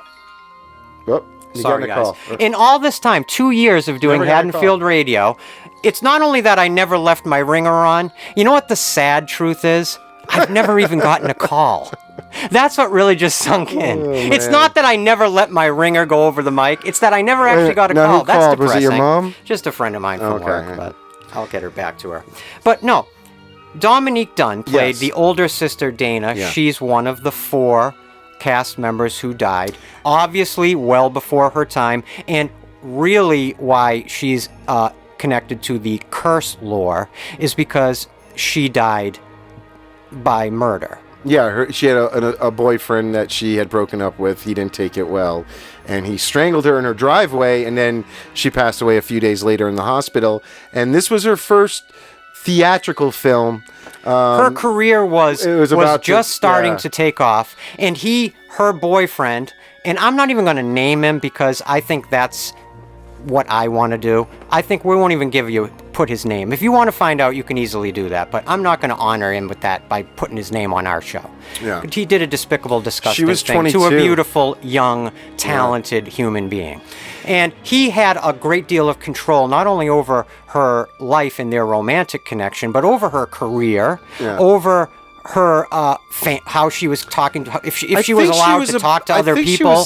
She was about to do another film that ended up becoming well known, or she got cast, but obviously didn't get to do it. He's like a garden variety stalker. Yeah, he's just trash. And controller and trash, human trash. The fun fact about her was that she was like 21 playing a 17-year-old, so she was only like 11 years younger than the mom and like 15 years younger than the dad in that family. But you know, the saddest part, I mean, obviously the saddest part of the Dominique Dunne tragedy is that she passed away. But the injustice, on top of the injustice of her murder, was that her murderer only ended up serving 6 years in prison. Yeah. Yeah. Which to me is mind-blowing and despicable. It's rough. Yeah, it's disgusting. So do I think any of those deaths, even Heather O'Rourke's, do I think any of those deaths are connected to some amorphous supernatural curse? Absolutely not. No. I just think it's a very unhappy coincidence, a series of people whose lives ended. I mean, listen, Julian Beck was at a very advanced age, and he knew he was sick when he took the job. Yeah. Acting in Poltergeist 2. He wanted to do this because he said he wanted to try to literally exorcise some darkness out of himself before he was going to have to meet his maker. Yeah, his wife told like the production too, like the whole time, like this is so amazing you're letting him do this, basically knowing that he wasn't well because he couldn't even eat solid foods. When they would have to break, he'd have to go and get IVs or tubes possibly down his throat to be fed, and it kind of makes his performance like when he's at that screen door and he's yelling, you know, you're all gonna die, and then he sort of switches, like it's like it was all coming out of him. Now Julian Beck, for those that don't know, so I have to a small, you know, Haddonfield Radio. A lot of people already know what about your doors. But go ahead. Besides that, because he was, I know about him because I'm a hardcore Doors fan, and Jim Morrison had a famous concert, the Miami concert, well known, where he supposedly exposed himself, and he really just went on this drunken tirade. But it was really all stemming because he had seen Julian Beck in his theater group for a week. His theater group was called the Living Theater. The Living Theater that he founded with his wife. And it was a very in-your-face theater group. They would perform sometimes nude. They would be in the audience with you, sort of performing right next to you. It was really progressive, transcendent, transgressive theater. And it was a type of theater that I have a ton of respect for, that blurs the distinction between the performers and the audience. Exactly. And Julian Beck and his wife, and I'm going to find her name here because I want to make sure to credit her, they created this theater group, or even just more of a movement called the Living Theater, that attracted the attention of a lot of very well-known actors and artists in all other different artistic categories, because what they were doing was so fundamentally evolutionary.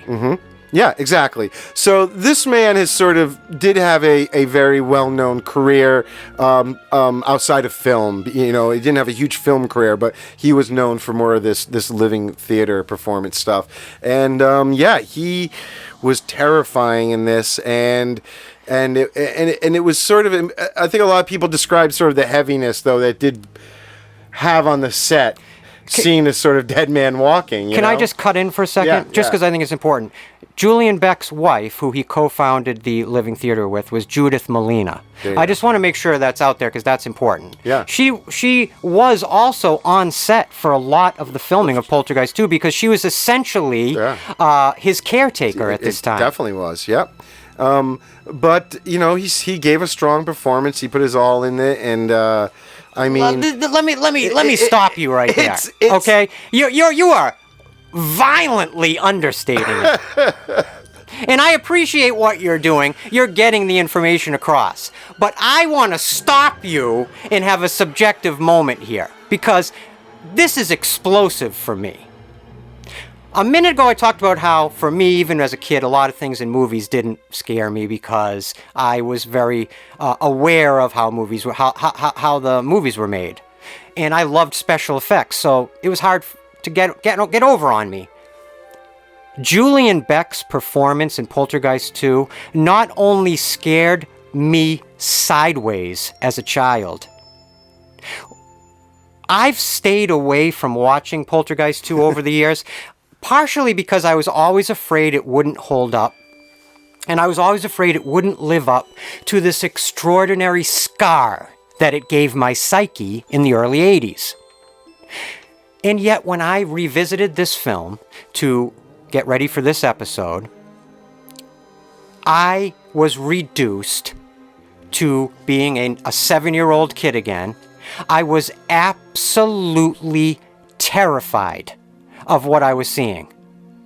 His performance has to be considered one of the most insanely creepy performances in movie history. Forget the horror genre, and you know me, a lot of you guys know it, I like to throw hyperboles around, I'll admit it. I don't think this is a hyperbole.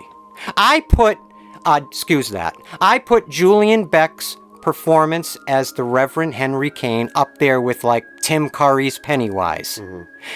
In terms of performances that are literally transcendent of even the genre they appear within. You can't really separate the actor from the character there. It's and for Julian Beck, what you see, getting him in this movie at his advanced age was such just an endless gift that kept on giving, because not only was he an actor who had practiced his craft for like 60 years, right. He was a master at modulating emotions. So like Joe was just bringing up that scene at the screen door where he literally hypnotizes Craig T. Nelson. Yeah. He goes from complete menace to gentle in like 1 second. And when you're watching it as an audience member, and even more so critically, and watching it critically as a piece of acting and as a performance, it gives you chills. That slight southern draw in there, that accent, it is chilling. For me, it's why I watch Poltergeist 2. I have to admit that part 2 does not have the same magic for me that part 1 has. It's not bad at all, but it's definitely more focused on the family. There's a lot of seeing what the after effects from the first movie, right. What it's done to the family dynamic. It's also much more broadly horror, I think. Yeah, exactly. Where Poltergeist vacillates between kind of awe, wonder, and horror. Mm-hmm. Poltergeist 2 is really just kind of trying to scare you. And it's filling in the story. It's bringing in the Native American aspect. And I'm glad you just brought that up, because it's so interesting. It's one of the things about Poltergeist 2 that's the most fascinating part to me. I love how there are storytelling elements that are brought into part 2 that completely enrich the experience of going back and watching Poltergeist 1 with this new knowledge that you have from part 2. Okay, in part 1, the idea is the residential suburban areas built on an Indian burial ground, quote unquote. Mm-hmm. Okay? And they didn't move the bodies. And they moved the bodies, blah, blah, blah. Then you find out in part 2 that they're also buried on top of where this cult leader essentially sacrificed his flock. Mm-hmm. But I would say what is interesting to me is this idea that perhaps the ideas that are understood from the first film is what would have attracted Henry Kane and his flock to that exact spot of cursed earth, mm-hmm. where there was this malignant dark energy that he could manipulate to corrupt his flock. Yeah. And in part 2, they introduce this other element of the clairvoyant side of the humans, where they're implying that specifically Carol of the Ann, maternal side of that the mom, family. the grandmom, that they all have some ability to sort of talk to and communicate with spirits that aren't there. Well, this is what I would call like a one-to-one adjustment, and here's why. Poltergeist 2, like I just said, you are ramping up the threat matrix by introducing a specific character who embodies your threat and your conflict. Whereas in Poltergeist 1, it's a supernatural presence. In Poltergeist 2, it is a specific person. Here is the face of evil. This is the reason why. Right. It's not just so spirits that don't know where to go. Okay, how did I start this thought? So you were saying, I don't know. God damn it. You're supposed to be listening. It's a one-on-one switch. A one-to-one switch. So what you have to do at that point is you have to bring something on the other side of the equation that encapsulates the other side of the conflict, in a sense. And so... a little more explanation. Right, exactly. Some for the bad, some for the good side. You just have to sort of up and why the stakes. It's all connected. Hey, all good sequels do this. You up the stakes. You have to be able to sort of give a reason, sort of also why this energy has followed them to a new place. Obviously, they are connected to her, but it's also that this whole family sort of, or the maternal side of that family, can communicate with them. They are drawn to that. That's what it was. The one-to-one update. The one-to-one I was making the point of is on the opposite side, on the good side, the evolution to the story on a one-to-one scale is that the maternal side of this family has a connection to some positive supernatural energy, whether you want to call it clairvoyance. She's even able to communicate with spirits. She's communicating with her mother. With her hand. And I think that the scenes where the spirit of Jo Beth Williams' character's mother appears to her, I don't believe that's supposed to be in Jo Beth Williams' character's mind. I think the movie is telling us that she's actually having this communication. You mean like when the wind goes through her and she's doing the laundry? By the end of the movie, we see the grandmother in an angelic sort of form, bringing in the light. Exactly. So what I'm trying to say is, Poltergeist 2, they do what many sequels do, especially in the 80s, where the sequel idea, the general supposition is you up all the ante. You just turn the volume up on everything. Their out was having that grandmother who you now know has supernatural abilities, because she comes in at the end and saves them, basically. And you need, who could come in this other world and save them? Well, okay, we have to go back and now give the grandmother this ability. And when we were talking about casting in the first film, someone we left out that is notably absent in the second film is Zelda Rubinstein. Perhaps, maybe the most pop culturally well-known character outside of, obviously, Carol Ann. But she does make an appearance. She isn't too. She is. Yeah, but she isn't the protector of the family in part 2. Yeah. That goes to Taylor. And I find it very interesting that those same two writers from the first film, they choose a Native American, a Native American actor or a Native American character to now protect the family. And the Native American experience was sort of used in the first film as it's been, we've disrespected it by building on a burial ground. And in the second film, it's almost like the family that accidentally bought into that horrible injustice to the Native American culture, they are now reattaching themselves in almost like cathartically making peace with that. And by making peace with Taylor, making peace with the ghosts of the Native American past that their house trampled, allows them to tap into some like mana earth energy that again protects them from evil. Right. Yet, in the first film, nature is depicted how? As an aggressor. The tree is an aggressor. Well, you could say the tree is being manipulated by an evil force. Well, that is also cathartically remedied in the second film by this idea that you're connecting back to this earth energy, this Native American spirituality and cosmos of cultural supernatural understanding. And through Cain, we're bringing in this sort of religious zealot, who is a false prophet. Taylor is an actual, true force that is a human that is somehow connected to higher power. Henry Cain is an emperor without any clothes on. He's the serpent. He had followers. He brought them to the cave. But my question is... thinking that the world was going to end on a certain day, and it didn't. And so he knew these weren't going to be his followers anymore, and he didn't let them leave. And he just...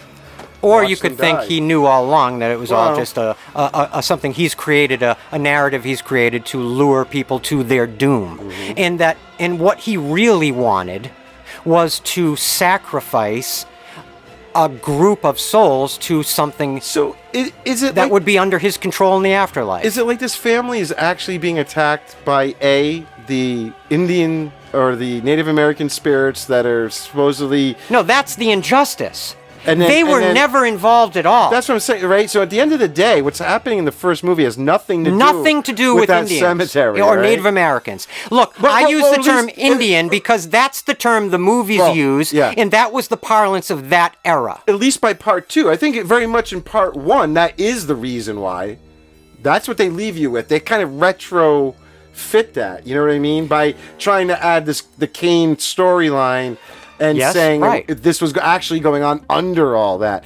But I do think in the first one, like you said, the injustice that is causing the spirits. I do 100% believe in the narrative mythology of the films. That there was most definitely an Indian burial ground on that land where the suburban residence is built, all those houses, okay?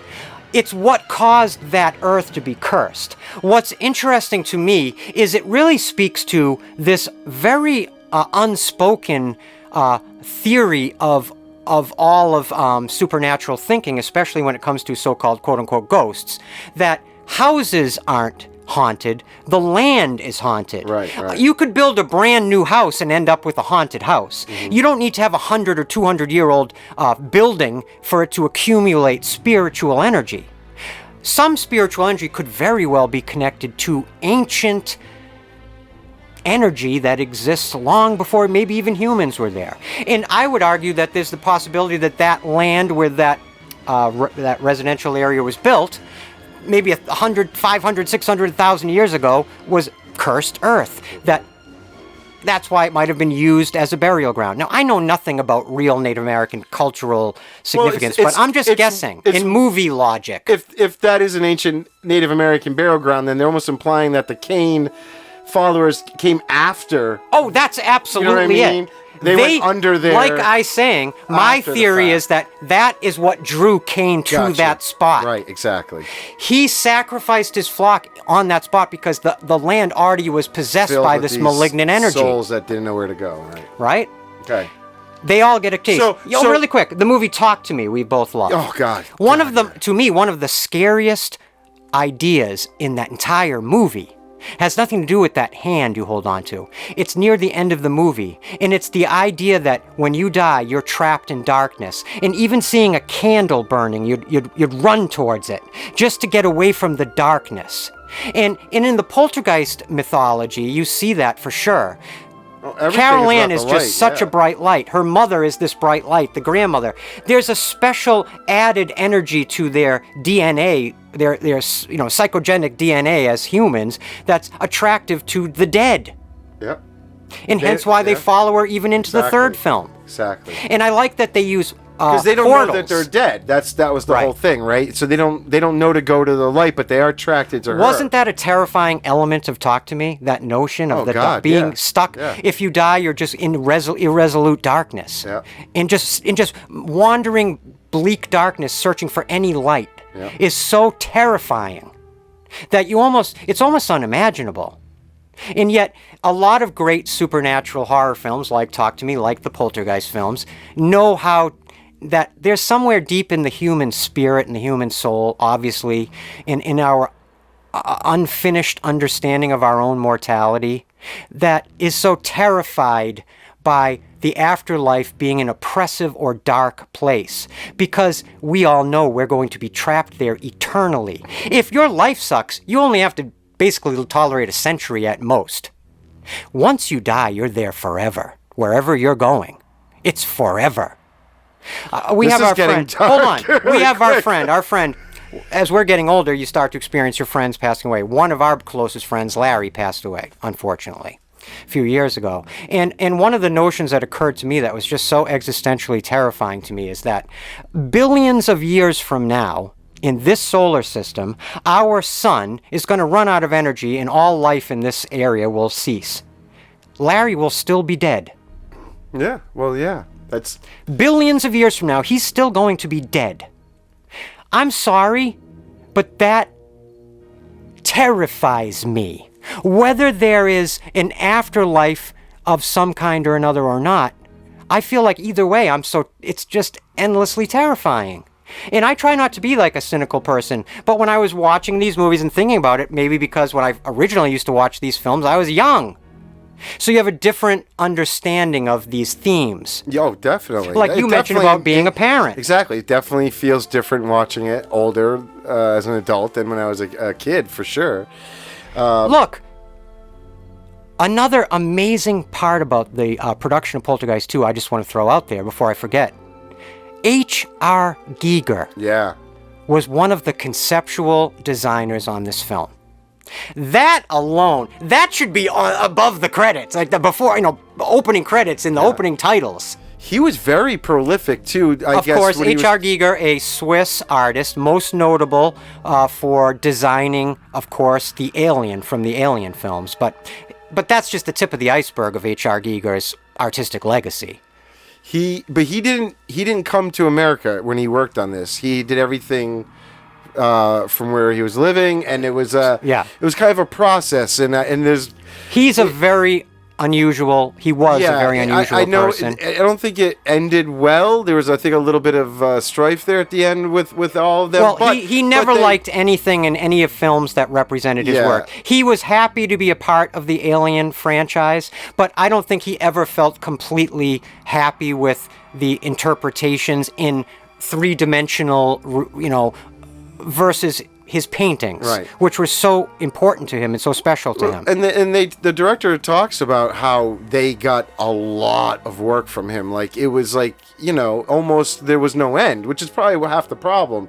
Right. If you know what I mean, he can't finalize or stick to a certain theme. There was a lot of different concepts.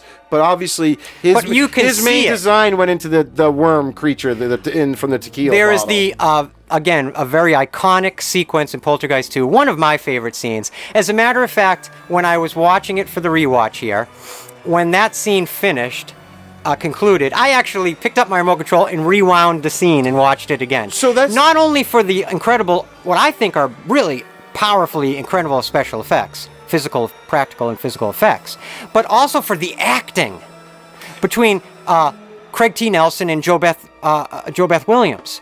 The acting in that scene is on such a frequency and velocity that it is impeccable. What did you think? Well, it's tied to the curse. So the effect wasn't working at all. And it was part of this mojo that all the actors were feeling, that nothing was working right. There was a lot of instances on part 2 where they filmed things and they would get the film back and it would be black or overexposed and all this stuff. And you have to remember, these were some of the best department heads that were in Hollywood at this time. And that's what their whole reason why they think it's so weird is because these were such professionals that it would be odd that they would be screwing up loading the film so often on the shoot. And then these effects, nothing was working, to the point where, due to the story from the first movie, of them finding out after the fact that the skeletons used in the pool contained real skeletons, even though the production didn't know. They just wanted skeletons. They thought the prop department would bring fake ones. Instead, they actually ordered them from like a scientific research facility, and it wasn't until way later that those effects people disclosed that those were real skeletons. And a lot of the crew and cast think that left a lingering You have a movie. curse over you the have a production. movie where there is a narrative element that's literally a narrative driver that is about, disturbing the rest in the of the dead, right? Right. In the graves of the dead, the horrible taboo of that. And in the production of the film, they do that very thing. So it gets so bad, and this night's going on. They're trying to do the worm effect. Nothing's working, and they ask Will Sampson, who's the Native American man from the actor from the movie, who's an actual shaman. A shaman, yep. And he says, I can do an exorcism here, and so they kind of like, well, whatever, we might as well let him. And they left instructions for the security at the motion picture lot for him to be able to come back and go into the set late at night and do this, and he did, and they came back, and according to the cast and crew, even Craig T. Nelson, everything started working, and they don't, even he'll say, like, for whatever reason, but we did this, and then it started working. I believe, and I could be placing this with the wrong person, but I believe I read somewhere that part of the idea of the Taylor character that Will Sampson played was inspired by a real-life relationship that Craig T. Nelson had with a Native American shaman in his life that apparently he shared with these writers during the production of the first film. Yeah, Craig T. Nelson apparently did have I don't want to say he probably had his hippie period. It's like a fascination with. I don't want to say he was a hardcore believer, but he definitely. A lot of people delved into a lot of things in the 60s and 70s. He dipped his toes and anyway, and so actors championing Native American causes in the 70s, especially, was the cause célèbre. You know what I mean, of that era. And he has another story. So now let's fast forward to the end of the movie. Eventually, that actor. Wait, which one? Part 2. Okay. And Will Sampson passes away. He had, I don't think a lot of people knew he was sick when they were making the movie. He had two major forms of cancer, I believe. Lung and heart. Or something to do with his heart, and he had lung cancer. Right. He I think he had a heart and lung transplant. Oh, that's what it was. I'm sorry. Right. Guys, I'm so sorry. I'm mixing up my details. He died from complications due to the transplant. It was a very rare transplant option that they said was a very low probability of surviving, and because of his age and his health issues, he did not survive. And so it's part of it in terms of the curse. People will say, well, here's another actor that died. I don't know if I would say it's a curse. Look, I've got a big one. He had, but listen, so he passes away, and Craig T. Nelson likes to tell the story that he decides to go and pay his respects, and he drives to the reservation where Will Sampson's buried. He gets completely lost. He can't find where it is. He stops at the first sort of store he finds there, and the man he bumps into inside to ask if anybody knows where Will Sampson's burial site is Will Sampson's cousin, and he takes him right there, and then he says he gets to the grave, and the sound when he gets there is so overcome with the cicadas were all sounding, and then everybody knows that electric sound of a cicada. And then it just stopped as soon as he gets over to the grave and starts talking to Will, sort of, much like the character he portrayed in Poltergeist 2, like Joe mentioned, he was.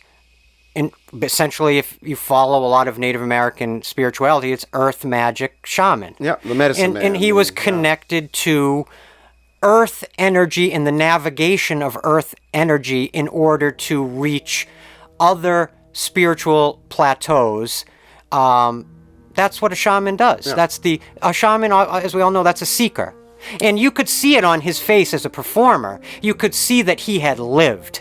By the time he made Poltergeist 2, that was a man that had lived, like Julian Beck. And you remember he was, Will Sampson was in One Flew Over the Cuckoo's Nest. Right. And there's a little joke in there from Craig T. Nelson when he says something like, what asylum did he just escape from? Get it? Right. There you go. It's one of the things, like, in a modern perspective of movies, why nowadays how everyone in a movie now, all actors and all performers, they all have to be beautiful people. And young, beautiful people, for the most part, are the stars. And the sad truth is, and look at the 70s, the 60s, and the 80s, where it used to be a face, speaks 1,000 words. Like somebody like Charles Bronson. Right. When you saw him on screen, part of his allure was that he's lived. He's an old-aged man. He's playing a badass in front of a camera because he is one in real life. He's not cashing a check his ass, what is that saying? He's not writing a check his ass can't cash. Right. He's lived. Or Lee Marvin. Lee Marvin, you see him on screen, he's a man. And, that's some of the appeal with Zelda Rubinstein, who plays Tangina, right? Right. So she shows up, again, not an actor that you know from really much of anything. Which makes her so effective in this film. And she has she's created such a character. She said that she could not she had to start sending family members out to do simple errands for her. Yeah. Because anytime she'd be like out at the grocery store, people would wander up to her and say, "Can you please come and help me with my house?" Right. And she would have to explain, "I'm not that person, I'm an actor." Yeah. And that just shows you, that's magic. Mm-hmm. That is when you have literally hypnotized people with your magic, your art. Your acting. When your acting is so good that you dissolve in an audience the distinction between reality and fantasy, that's pretty damn good acting. Yeah. Am I wrong? No. I want to throw a really cool cursed fun fact out there. Do it. In the original Poltergeist on Carol Ann's wall, and this is strange for a number of reasons, there is a Super Bowl poster. The strange thing about it is it's for the 1988 Super Bowl. And this film was made in 1981 and released in 1982. What's really eerie about this is the night of the 1988 Super Bowl is the night Heather O'Rourke was hospitalized and died. No. Yes. Why? Weird. Why would they ever make that poster? Have I never noticed and I want to credit where credit is due. That's crazy. Hold on now, please. Just give me a moment here so we can credit where credit is due. You can go ahead. I'll find it. And for Poltergeist 2, to sort of explain that the older sister wasn't around because obviously Dominique Dunn had passed away, they just talk about, there's a line about the older sister, I think, being away at college. I think it is weird how suddenly the older sister just sort of totally disappears from the storyline, but obviously they're not going to recast her. Again, it was on our Haddonfield Radio Instagram page where one of our page members there commented and brought up that point. And that person, I want to credit them, on Instagram, Pods and Monsters. Pods with a P, Pods and Monsters. Check that page out. Really smart, interesting person running a great page, very knowledgeable about movies, and brought this point. And I said, this can't be right. I Googled it immediately, and it is one of the well-worn Poltergeist curse stories, and I think above all else, the thing connected to Heather O'Rourke's death, that element of it is creepy. But why is there a 1988 Super Bowl poster in that room? That's a weird production element. Is it especially because when that room is so obviously put together, the amount of Star Wars stuff in that kid's room, right? Because of obviously Lucas being his buddy, you know. So here's the thing: it's either the film is set for some, some ostensible reason in 1988 for some odd reason, who knows, or they didn't want to license out any previous Super Bowl imagery that they would have to pay for, but then just create a fake thing. But they wanted to, maybe they wanted the word Super Bowl, then just choose a different poster. It's a poster. I'm gonna have to do a little deep dive research on that. If anyone in our comment section knows specific information as to more of the lore of the Super Bowl poster, please share it in our comment section. And when you do, let us know where you're listening from, because we love that. And so also in Poltergeist 2, like the first one, there's no murders, no fatalities. It's interesting that in the first two anyway, that no one dies, you know? Right. And yet it's a film that is about death. Right. Yet it is also about life. Maybe actually, now that I'm saying that, and it sounds corny, but maybe it is more actually about life than death. I mean, the grandmother passes away, but I don't think that but counts. that's not connected to the events. That creeped me the F out when I was a kid. When she goes and kisses the grandmother goodnight and then goes talks to her on the phone. Oh my God. Oh my God. If my grandmother okay. Please leave me alone, Grandma. I don't wanna need to say, call that bad. I'm sharing a lot of family stories here, but I loved my nanny. My mom's mom. I love my nanny so much, all right? She was a stern, hard woman, a tough woman, who would spank me on my... One time I sprayed her with a garden hose, and I saw the rage go across her face, and I ran... And I was a little kid. I ran up into the bathroom and tried to lock the door. But it was one of those locks that you can stick a long thing in and pop the lock from the other side. And she came in, lifted me up by one arm, and whacked my bare bottom so hard. It's still echoing to this day. And yet... I love this woman. Also a lovely, wonderful woman, my mom's mom, my nanny. But what the hell did I get on this for? You don't want to call from her after she passes? After she passed, as much as I loved her, if my phone rang and I answered it and it was my nanny, I'd shit my pants. I wouldn't be thrilled. I wouldn't be going, "Hi, nanny. I miss you, nanny." Yeah. No, I would have a dirty diaper that needed changing. It's also interesting. I'm gonna move on from that one. It's interesting to point out. Besides a couple of the actors, there really wasn't a lot of overlap in production. Crew from Poltergeist, which is odd since they basically steamrolled from one to the next. Well, no, there was 4 years in between. Wait, between the first and the second. 82 and then 86. Oh, I'm sorry. I had that wrong. It was the second and third where there was a very short period. I'm sorry. And it's interesting because I should have prepared for this episode. I love Heather O'Rourke, obviously, but I do think that she starts to get older in 2 and 3, and they're trying to play her younger than she is. Yep. And keeping that sort of straight banged haircut on her and whatnot. And there's a slight sense of what they should have done is they should have unrestrained themselves of that and just allowed the character to grow. Yeah. And see the character. Wouldn't it have been interesting to see Carol Ann as like a tween? Of course. Where you're starting to have these more complicated emotions and dynamics in your life. But then does she even have the innocence anymore that the ghosts that's what would be part of the interesting elements of a story like that. Let's segue real quick though. Oh, damn it. Now you made me forget. I was going to You say, made me forget what I was going to say. Oh, well. The poster, her Well, forget it age. now. I quit. Joe's going to do the rest of the episode alone. All right. No, let's check out the Poltergeist 2 trailer since this episode's already 7 hours long. Yeah. And we'll come back and we'll talk Poltergeist 3. We'll talk the 2015 remake, and then you can go get on with your day. Yeah. It'll be tomorrow by then. Yeah, you'll love it. It's 2 weeks from now. Here we go.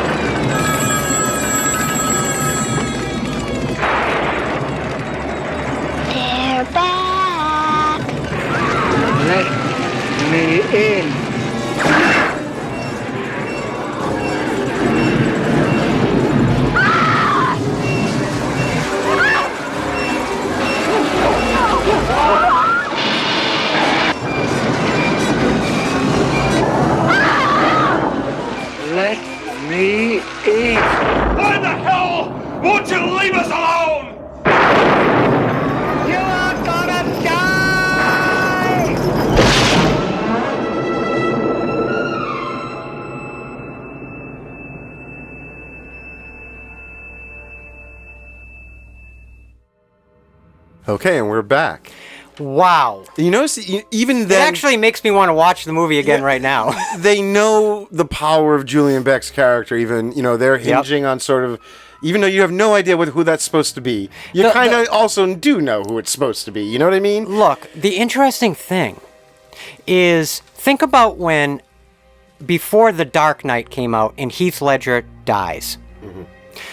Immediately, what that actually grants the film is an added level of mystique in a way.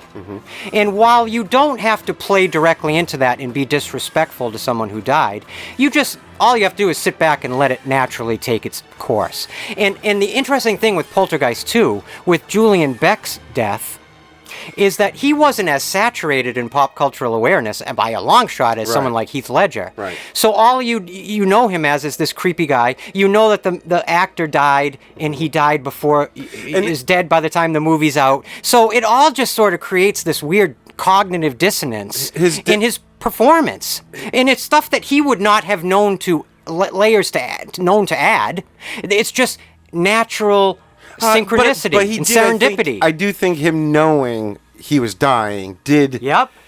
Color his performance. Yeah, 100%. He knew it was his last performance. He gave it his all. You know what I mean? There's something in that skeletal bone structure of his face that you can actually see the decay of his physical I'm always drawn to his teeth, the black stuff on the side of his teeth, and whether that's an appliance or his actual teeth or whatever it is.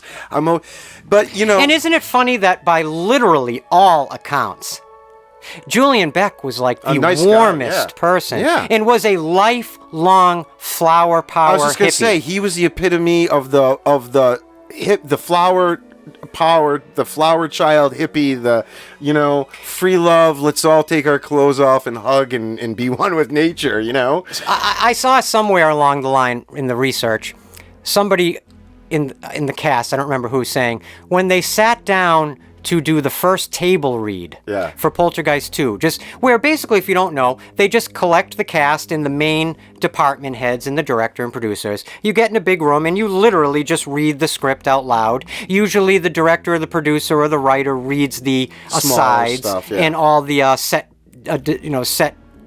directions. And it's not about putting all your all into performance. It's just about getting a sense for what the story and the screenplay is and getting a sense of the other performers. Well, apparently, Julian Beck from that moment one was so unbelievable that when everyone else left that room, they all realized they all needed to hurry up and get on their A game. Yeah. Because this old man who was this ill was going to steal this movie.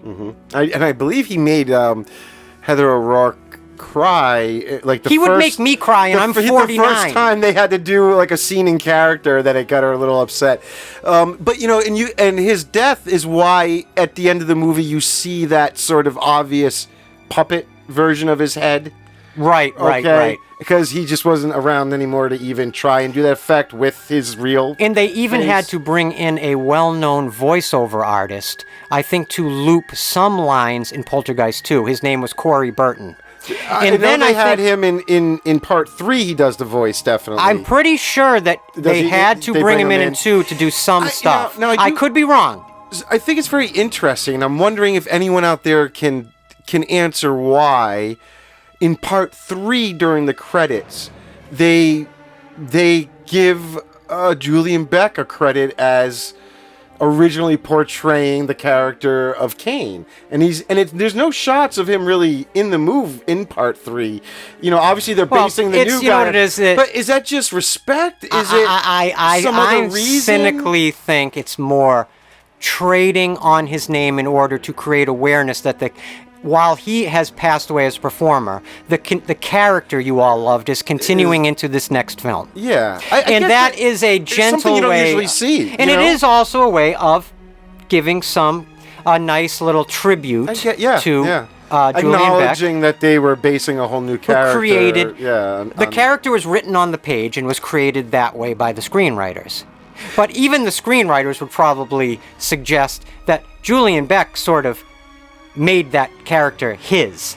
Yeah, it's probably a way of saying, like, well, we would of course want him playing this but we can't, so, anyway. So, but that trailer, I think if you were a fan of the first one and you see this, I would definitely be intrigued. I would too, because to me, even if you're just going by, if you could only see the trailer and just pretending that's all you know of the movie, in the 80s, which pretty much would be, besides the poster, or if you read Fangoria maybe, but for the general audience, it would be the trailer. And I think from that, it tells you enough there's enough new stuff to make it interesting and enough familiar stuff to make it comfortable. Of course, you see all the familiar characters. You see Carol Ann doing the I'm new sort of take on the surprised line, that and so many people sort of don't like the movie that much. I When I was reading a lot of people on Reddit, I'm a little on the fence. Like I said, when I love parts of it, I love it. Like all the Kane stuff, it is horrifying. It's great horror, but I do find myself getting a little, restless during some of the just banter between husband and wife. You know, there is a really sad thing. Is there was something H.R. Giger had designed that he called, quote, the Great Beast, that was going to be the actual demonic manifestation of Kane. And Giger had created this literal showstopper of an effect, of a design, that they just couldn't get Maybe right. that's where the rift came from. I know by the end there was a little bit of a rift. I just remembered that, and I wanted to throw it into there. But there's a documentary where you see him talking about it, and you see the director talking about it, and they actually show the director flipping through like the just astonishing amount of sketches that Giger did for the movie. All these different crazy ideas. Boy, howdy, wouldn't it be great if they did like a Taschen book, all of the production art of Giger's of Poltergeist 2? And I think that, jumping forward a little bit, in the 2015 version, we definitely get to see the quote-unquote other side, more. We kind of go into that realm. And you know how there's a lot of the shots inside the house, but in the other side, where all the walls and hallways are literally covered with, like, bodies, like crawling arms and hands and legs. It's all people. It's all spirits or whatever you want to call them. Well, there's a Giger drawing from part 2 where he depicts a tunnel to to whatever the light, and it's the same sort of thing. It's arms cool. and so I'm wondering if they, when they were doing that remake, if that was in some of their research, they were lifting some of those unused ideas, because it looks very similar. So let's dive in. I know we talked about a bunch of Poltergeist 3 content at the beginning of the episode, just by chance. Yeah. But let's jump into Poltergeist 3. Let's wrap that up, watch the trailer, and move on to the remake. Just because, we're going long here. Admittedly, it's the season finale, people. And part 3, I don't want. There's just not quite as much to revere over or to be so astonished by. Look, it is a product of the time. It is what a lot of sequels were doing to try and change themselves from the earlier films, and we're gonna put you in the city. I just think Poltergeist 3 to me is just a step too far on a number of levels. Yeah. I think what saves it in a legacy sense is the beautifully crafted work in the world of the practical effects. Now, you're right. It's a little overproduced at times. Even some of the writing, I don't know if it's the writing or the character or the actress, but the Nancy Allen character. And I usually really like her from RoboCop, etc. I usually like her. I don't know. Dressed to Kill. I know she's supposed to be slightly unlikable, at least in the beginning, and kind of by the end realizes, the value in family and stuff. But I don't know. Something about her I just don't like, and I don't know if that's appropriate or not, that's it. That is what it is. Yeah, what it's doing, but I'm like, ugh, Also, the biggest mistake, and the biggest sin is the better word, that this movie commits is something we already just brought up a few minutes ago, and that is bringing Reverend Kane, back into the story in a literal way. Now, you could have brought the Reverend Kane back into the story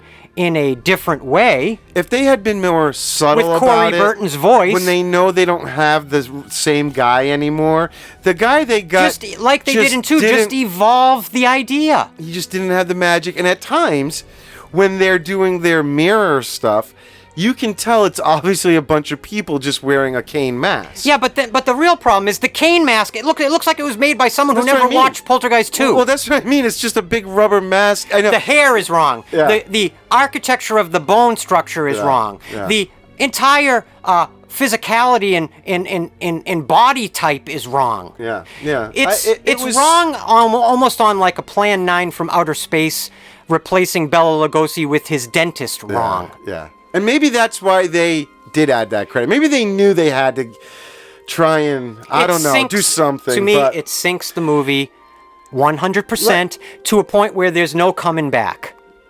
And again, I said it earlier and I'll say it again because I do respect filmmakers. And Gary Sherman, the director of Poltergeist 3, when I see numerous things I've seen him in interviews, I can tell he's very proud of his film. And I absolutely allow him that pride. To a degree, though. I've heard him say plenty of times, too, it's not the film that they were going to make due to the unfortunate passing. And I do think it's also another strong fact about the film that when Heather did pass away, that Gary Sherman, the director, was not going to finish the movie. The cast and crew just sort of like, it is not right to finish the movie. But it was the studio that basically said, money rules. Yep. And if you guys don't do it, somebody else will. So and they were going to put out that movie no matter what. So he knew he had to try and at least that studio system, it kind of like gentle extortion, has plagued so many great film franchises and film series and just films over the decades. We all know that as movie fans. That kind of what's the word I'm looking for? That bullying type of way of running an idea or running a movie set or developing an idea is so counterintuitive to anything positive coming out of it. It's just numbers. At that point they've invested so much money. Hence why Joe Beth Williams and Craig T. Nelson, even though the first two movies certainly didn't make them superstars, but but they said that's a step too far. It's funny because though when they got to Zelda Rubinstein to try and get her back as Tangina, I think originally she said no, but then I believe her quote was like they made her a deal she couldn't refuse, at the end of the day. Yep. And she is one that will say during part 3 had a number of weird occurrences. Kind of like her earlier one where she saw a premonition of her dog and then was told by her mom her dog was dead. She was filming part 3, and the reason why her character sort of just disappears at the end, like at the climax, right? Yeah, is because she, they're there on set and she gets told to go take a call in her trailer, and she knew immediately. She says that they were telling her mom had passed away, which she did, and so she left the production to go deal with that. So I do also believe that Tangina was also supposed to play a much bigger role in the ending of the movie. And obviously, Heather O'Rourke passing, I mean, you look at the last shot of the movie when the family's all embracing, not once does that. It's not Heather, they had to bring a stand-in, and the kid just buries her face in the neck of the stepmom. And it's just this big slap in the face. I feel like you get through this big climactic ending, and there's no Carol Ann, really. You're just seeing her as a lump in this lady's arms. And I know... I mean, I don't know. And it's one of those, it was an impossible situation. I don't know what to say. It's too bad. I wish they could have gone with the right human decision, which was to not put out the movie. It's just exactly 1 and 2 would have been a perfect duo. I will say this in a positive sense. I'm looking at the Poltergeist 3 one sheet right now, and what it is, to describe it to you if you haven't seen it, is it's an image of that building. The high-rise, the Chicago, Hancock Tower in Chicago. Carol Ann at the foot looking up with all this like supernatural Ghostbusters-esque lightning and cloud going around it. That poster would be very exciting to me if I was at Dedham Showcase Cinemas in the 80s and saw that poster. I would have been excited. Sure. What would have lost me is when I got into the movie I was going to see and then the trailer for Poltergeist 3 started. Yeah. That was where I would have been lost. I remember I disliked it then. I dislike it now. Yeah. I'm straining to find a few positive things. I like the use of portals in these movies and in the mirrors as a portal. I find mirror portaling in actual supernatural study in our real world to be quite creepy and eerie. In the world of mirror magic, portal magic, special effects at this point, like Richard Edlund, who is an effects genius from the Star Wars days, he did the house implosion and in the first movie, the digital effects, essentially. The real. Right. This is nothing. But he went on into that world, didn't he? No. He's all old school. Sorry, go ahead. Yeah. So he and then goes on to part 2 and also does all the practical Ilm effects. He's the Ilm guy. Gotcha. And even he says sort of by part 2, it is getting harder to do the same old things and still wow the audience. Right. With their traditional blue screen stuff and what they had done with matting and all that. So when they get to part 3, it was definitely a goal of theirs to get away from that and try and find a new way to trick audiences and wow them, and they did do some really cool effects with the mirrors. They used a lot of times, those aren't even mirrors, those are just body doubles, matching, Yep. And all that type of stuff. So that is definitely a positive. They had a big scary incident when they're doing that garage scene with the frozen cars and everything, chasing the parents down. Some nice production design in that sequence, I think. Yeah. What happened was there was supposed to be the big explosion when the car flips over, and they had this very well rehearsed thing. The fire department was there. There was multiple firemen around with fire hoses ready to go as soon as the director called cut. So, because it was going to be a huge fireball, and this was in a real parking garage in Chicago. And what happened was, even though they rehearsed it a number of times, when they lit off this explosion, it was so much bigger and more powerful than the firemen expected. It scared them so much that they dropped the hoses, ran, no one put out the fire, and then the fire got out of control. Nice. All that fake snow foam caught fire, and there's a great story where... add it to the curse list. Well, right, it is. It's part of the curse. Yep. And a production person, I can't remember his role, whether he was a camera guy or producer, effects guy or what, but he famously... They all got outside and realized that a maintenance man who worked for the garage was still in there. He runs in, gets the maintenance man, runs back out. Now, mind you, none of the firemen are going in and doing this. And then they realize the cameras are still in there. And the same guy runs back in and saves all the footage and gets the cameras out. And then famously the next morning, they get back to the studio, and Heather O'Rourke shows up and goes to the director and says, "Oh my God, I saw the news. I heard about the fire. Is everybody okay?" And the director's like, "Yeah, thank God no one was seriously hurt." Wow. And then she's like, "Yeah, but did you get the shot?" And he's like, yeah, we got the shot. She was really awesome. into filmmaking, I love that. Yeah. Well, let's check out this trailer, Poltergeist 3. Yep. Then we'll come back, we'll throw some thoughts at the 2015 remake, and then we'll wrap this baby up. Let's do it.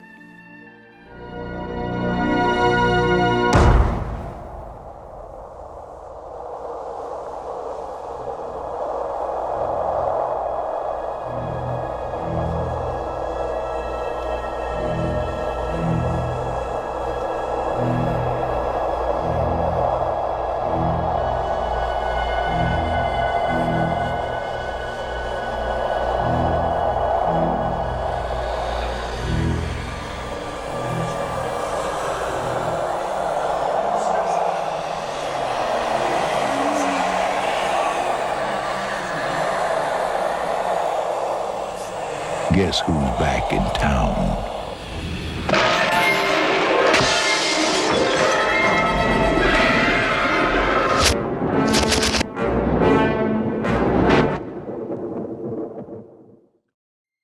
Guess who's back in town? Well, apparently not the audience. Or any of the main actors. Yeah. Everybody basically blew town when this movie opened. Let me give you a quick idea of something, okay? Yeah. The box office for the original 1982 Poltergeist, and this is non-adjusted for inflation. This is domestic, by the way. At the time, $74 million. 1986, Poltergeist 2, $75 million. Great. 1988, Poltergeist 3, $14 million. And... I mean, a lower budget than the first two, but audiences Well, because part 2 voted with their wallets. Yeah, part 2, as much as it's got some of those classic, scary scenes, it didn't do great with the critics, and it didn't, it just doesn't sit well with the fans as much as the first one. You know what I mean? I mean, it's funny how the first 2 trailers, they're invested in the story and showing you the characters. I could not distinguish one shot that I could repeat back to you right now from that Poltergeist 3 trailer. In terms of trailers, it's really bad. It's a terrible trailer. It's a cop-out to just do that flying sequence through the city and then give you a tagline and shots. Like, why do we need to float through the city that long? Why? It's just that... Of the whole season of Trailer Park, that may be, in my opinion, the worst trailer we've covered in 12 episodes. Yeah. Actually, you know what? I'm going to just put it out there. That just won the trophy. Worst trailer of season 1. It's like the distribution people they were even like, oh, Poltergeist 3, whatever, just slap some stuff together. So, what do you think, generally, about the 2015 Poltergeist remake? I actually really like it. Really? Yeah. I remember seeing it when it came out. And I don't remember feeling one way or the other about it. I do immediately remember running out and showing my other daughter the original, and all they were laughing about were the old effects in the '82 version. And then I rewatched it this week for this, and it's definitely not like I'm saying, oh my God, it's as good as the original or anything. But in terms of these more modern remakes and takes on some classics, I found myself entertained by the movie, little, scared at times at one here or there. It was effective in that way.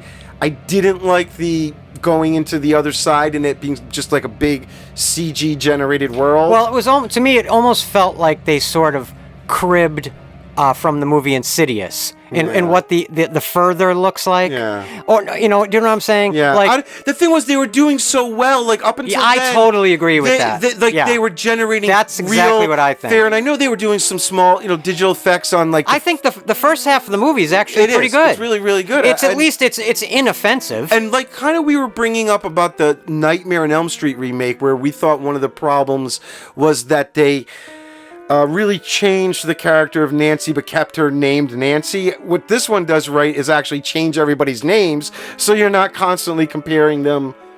Yeah, because it's a very different family dynamic going on here. And yet, what works for me in the 2015 Poltergeist is very similar to what worked for me at heart in the original, and that's the casting. Oh, Sam Rockwell. Rockwell, I just love. He's got that same magic of a dad that is riding this line between like sort of exasperated by but he clearly loves the pressures family. of his family and like it's supporting them, the drinking, the but not he's having also a job. he has a good heart and he's a solid husband and dad. The kid needs something, he kind of gives them that attention. And except when they're saying they see the ghost, and then he's just like. And Rosemarie DeWitt is the perfect substitute for Jo Beth Williams in many ways, because she feels like a mom you would see in a mall. See, actually, I feel differently. Oh, wow. She's the one actor in that whole group that I was not buying as a mom. Okay, that's fair enough.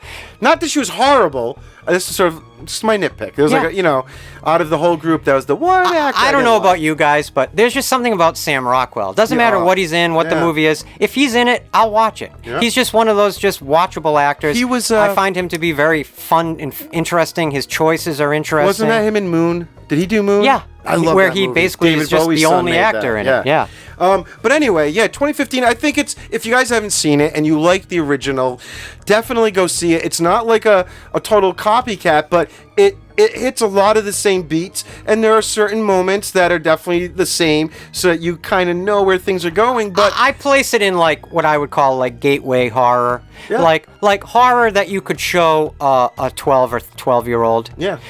Like if you have like a 12 or 13-year-old that is getting into scary stuff and spooky stuff, this is definitely a movie you could show them, and that has those elements that would excite them towards other films, might make them want to go see the original. So, we talked about the original being PG, basically because PG-13 didn't exist, but every other Poltergeist, including the remake, is PG-13. Right. because Temple of Doom, again a Spielberg production, of course, was, I believe, the first film that the PG-13 had to be applied. Right. Again, Spielberg. I do think I also have heard that there is an uncut version you can buy of the remake that might be a little less PG-13. Right, which I'm sure like more of a director's it's cut. entertaining, it's fun, I would check it out. It's not like a complete slap in the face to the originals. The funny thing is, when we were watching the trailer for Poltergeist 3, the camera's just floating forever through the city, and I made the offhand comment, well, this is like a shot out of Evil Dead. Like, there's none of these shots in the original Poltergeist. And how ironic, I just realized, Sam Raimi is one of the producers of the remake. Yeah, of course. And you can see sort of his fingerprint here or there on there. And by this point, 2015, Sam Raimi had ascended essentially out of the what would be called like the horror ghetto and had become more of a blockbuster director due to the Spider-Man films.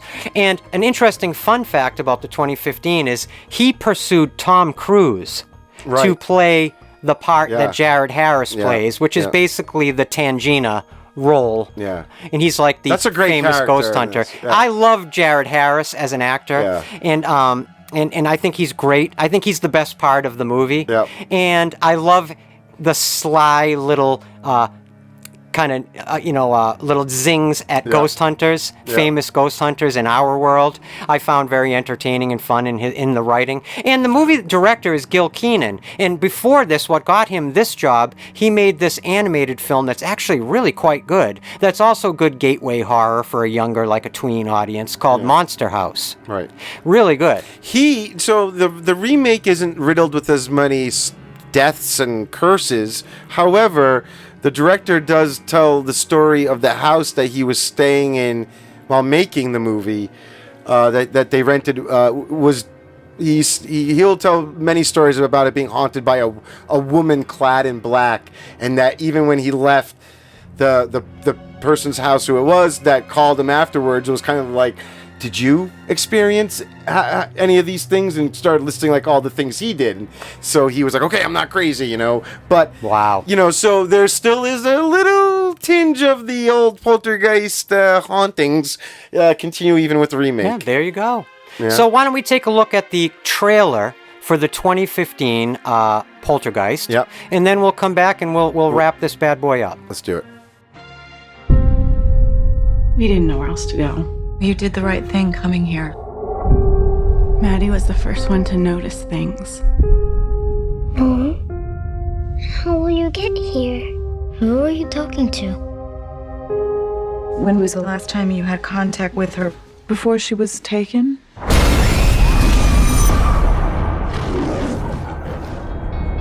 It's a fixer-upper. All the houses are like this in our price range. Do you want to see Jake? No way. You try. We like this house!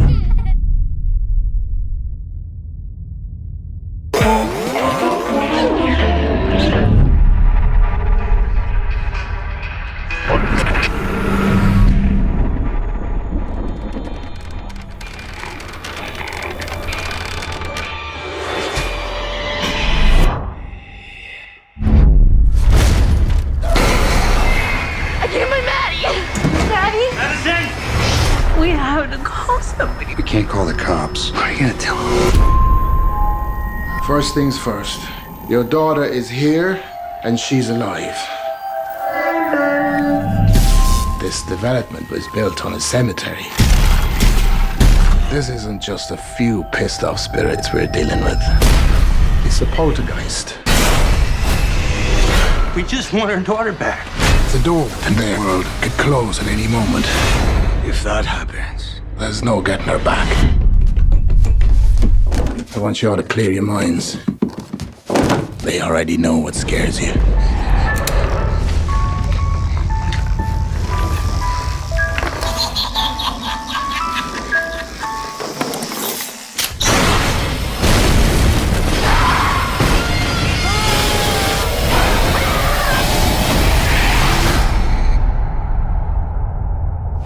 Yes?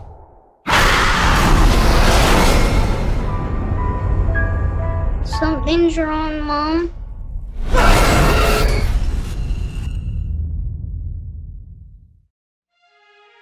Okay, we're back. So that little shot at the end of that trailer, the little girl with the weird face, she has that weird face. Yeah. You know what it reminded me of, and I wonder if it's sort of maybe an allusion to it. One of the scariest parts I meant to bring up when we were talking about part 2 was when that awesome special effect of Carol Ann deteriorating down into like a desiccated corpse. Yeah. Holy Christ. When I was watching Poltergeist 2 for this rewatch, I was like, that actually creeped me out.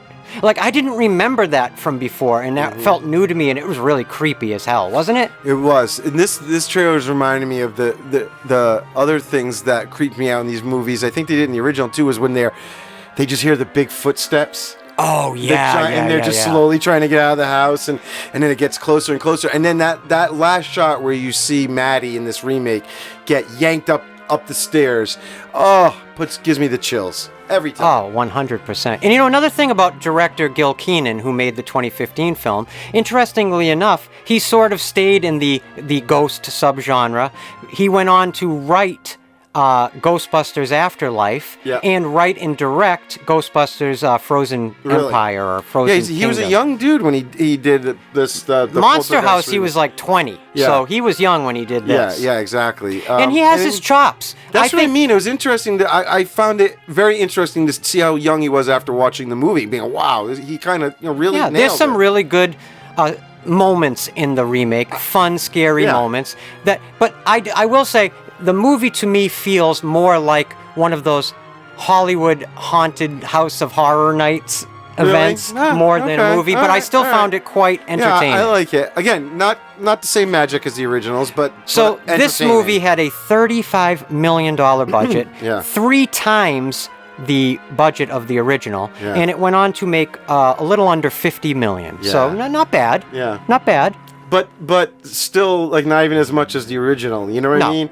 And obviously they didn't make more. I mean, I think the girl played Maddie now would probably be in her like 20 or something. Look, right? Poltergeist isn't one of those A-level franchises. We're not. No, we didn't. No, we're not doing the Poltergeist films because it's the most iconic franchise in horror. No, they're fun. We're specifically doing it because one of our listeners asked us to, and we've said many times over the years now, and on the episodes of both Haddonfield Radio and the Trailer Park, if you guys have ideas of things you would like to see us cover in general, throw them in the comments section, because guess what?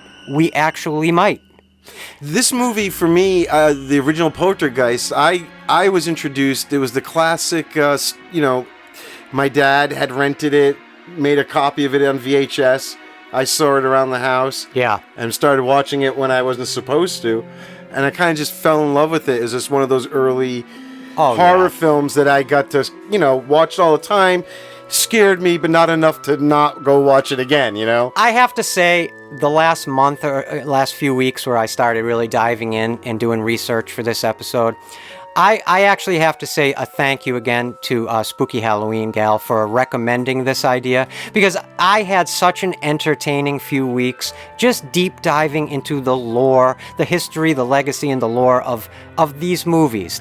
And it's so much fun to revisit them. I was going to say, there's also I love the comfort I feel, a guy in his late 40s, of diving back into the nostalgia of those movies from the 80s that I kind of forgot are really well, recorded in my brain. Yeah. I was surprised at how much was coming back to me, how much I must have watched part 2. It just lives in your mind rent-free, some of these movies, you know? And you see it again, and you're like, oh my God, you remember every little detail, and it brings me back to that point in my life. The first 2 movies, in a 2024 rewatch sense, totally held up for me. The first movie feels like it could have been, it's better than most movies that are made right now. Yeah. Oh, I got totally freaked out. It's so well made. So returning back like the snake eating its own tail to the beginning, it doesn't matter if it was Spielberg more than Hooper or Hooper more than Spielberg. Look what came out of that collaboration. Yeah. That's what should be the narrative in the lore. The narrative shouldn't be who directed, who did this, who did that, who overspoke, who vetoed this. No, it should be look what came out of that epic collaboration of 2 artists who are really like climbing into their primes. And it still holds up. Yeah, like totally. I said, when watching it with my daughter, although maybe some of the effects are dated and those I didn't things, even feel that way. Those things don't grab her the same way, but the scariness and the tension that is created just through the filmmaking is still effective, and she will still get as scared as I do. Not having that same connection to the dated material, shall we say. It is a great film, the first one. Look, I just want to say, if you guys have spent all this time sitting here listening to Joe and I yap about the Poltergeist movies down in Joe's basement, I just want to say, as always, from the bottom of both of our hearts, and I can speak for Joe on this, we sincerely appreciate you. And we sincerely appreciate your support of our creativity here at Haddonfield Radio. When we do these episodes, it's just to reach out to you guys. That's why we're doing this. Yeah. Period.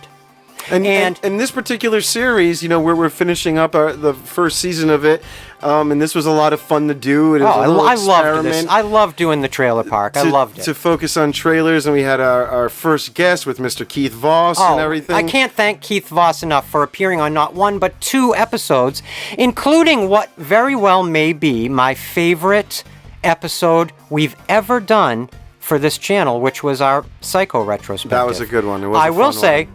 this one right here, not too shabby. I've enjoyed every minute of this. No. I actually, many times when we stop recording and Joe saves, and we know everything's We're successfully saving saved with what we've recorded, usually the first thing I'll say is, I wouldn't change a word of that.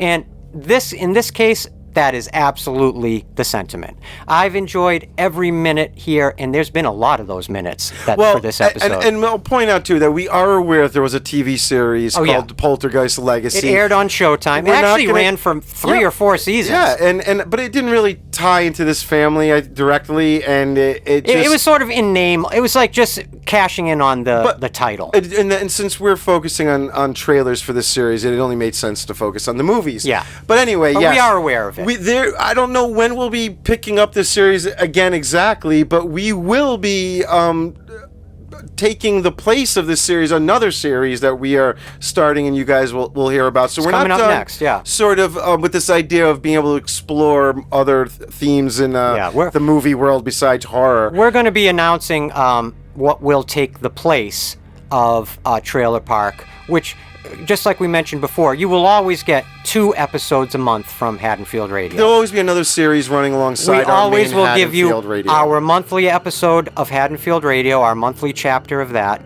and you will always get a monthly episode of whatever our secondary series is. This was the Trailer Park. We will be launching our new series that we've been developing for a while now and are really excited about. We'll be announcing that shortly.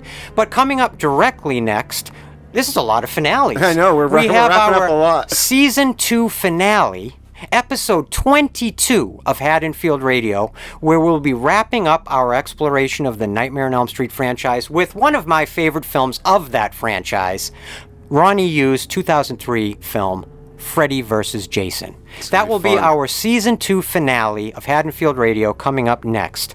And then we'll be launching a brand new series that will take the place of Trailer Park. Yet, if you enjoyed this programming and if you enjoy Haddonfield Radio, trust me, I bet you'll enjoy what we're going to be bringing next. We'll be talking more about it towards the end of August 2024. Yeah. We'll be doing a live stream, and after both of these series have had their finales, and we'll be we'll kind tell all of the just details. Reminiscing about the series and talking about all the new stuff we have coming up. So yeah, we're going to do like that, like that. Joe said, live stream in August. We haven't done one literally in almost 6 months, which sort of blows my mind. and I love doing them, so that's crazy. And we will be telling you all about the future of Haddonfield Radio and what to expect. And in that live stream, we'll be doing our Nightmare on Elm Street ranking of all the films and just recapping the season and a lot of etc. stuff. So our live streams are always full of fun, and we love getting a chance to hang out with you guys in real time and hear from you in real time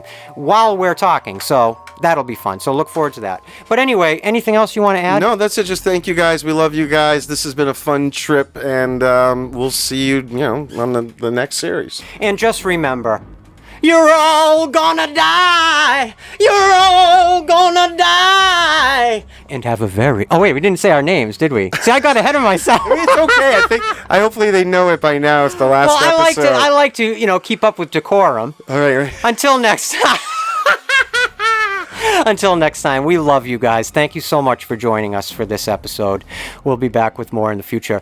As always, I'm Christian White. I'm Joe Francazio. And have a very happy Halloween.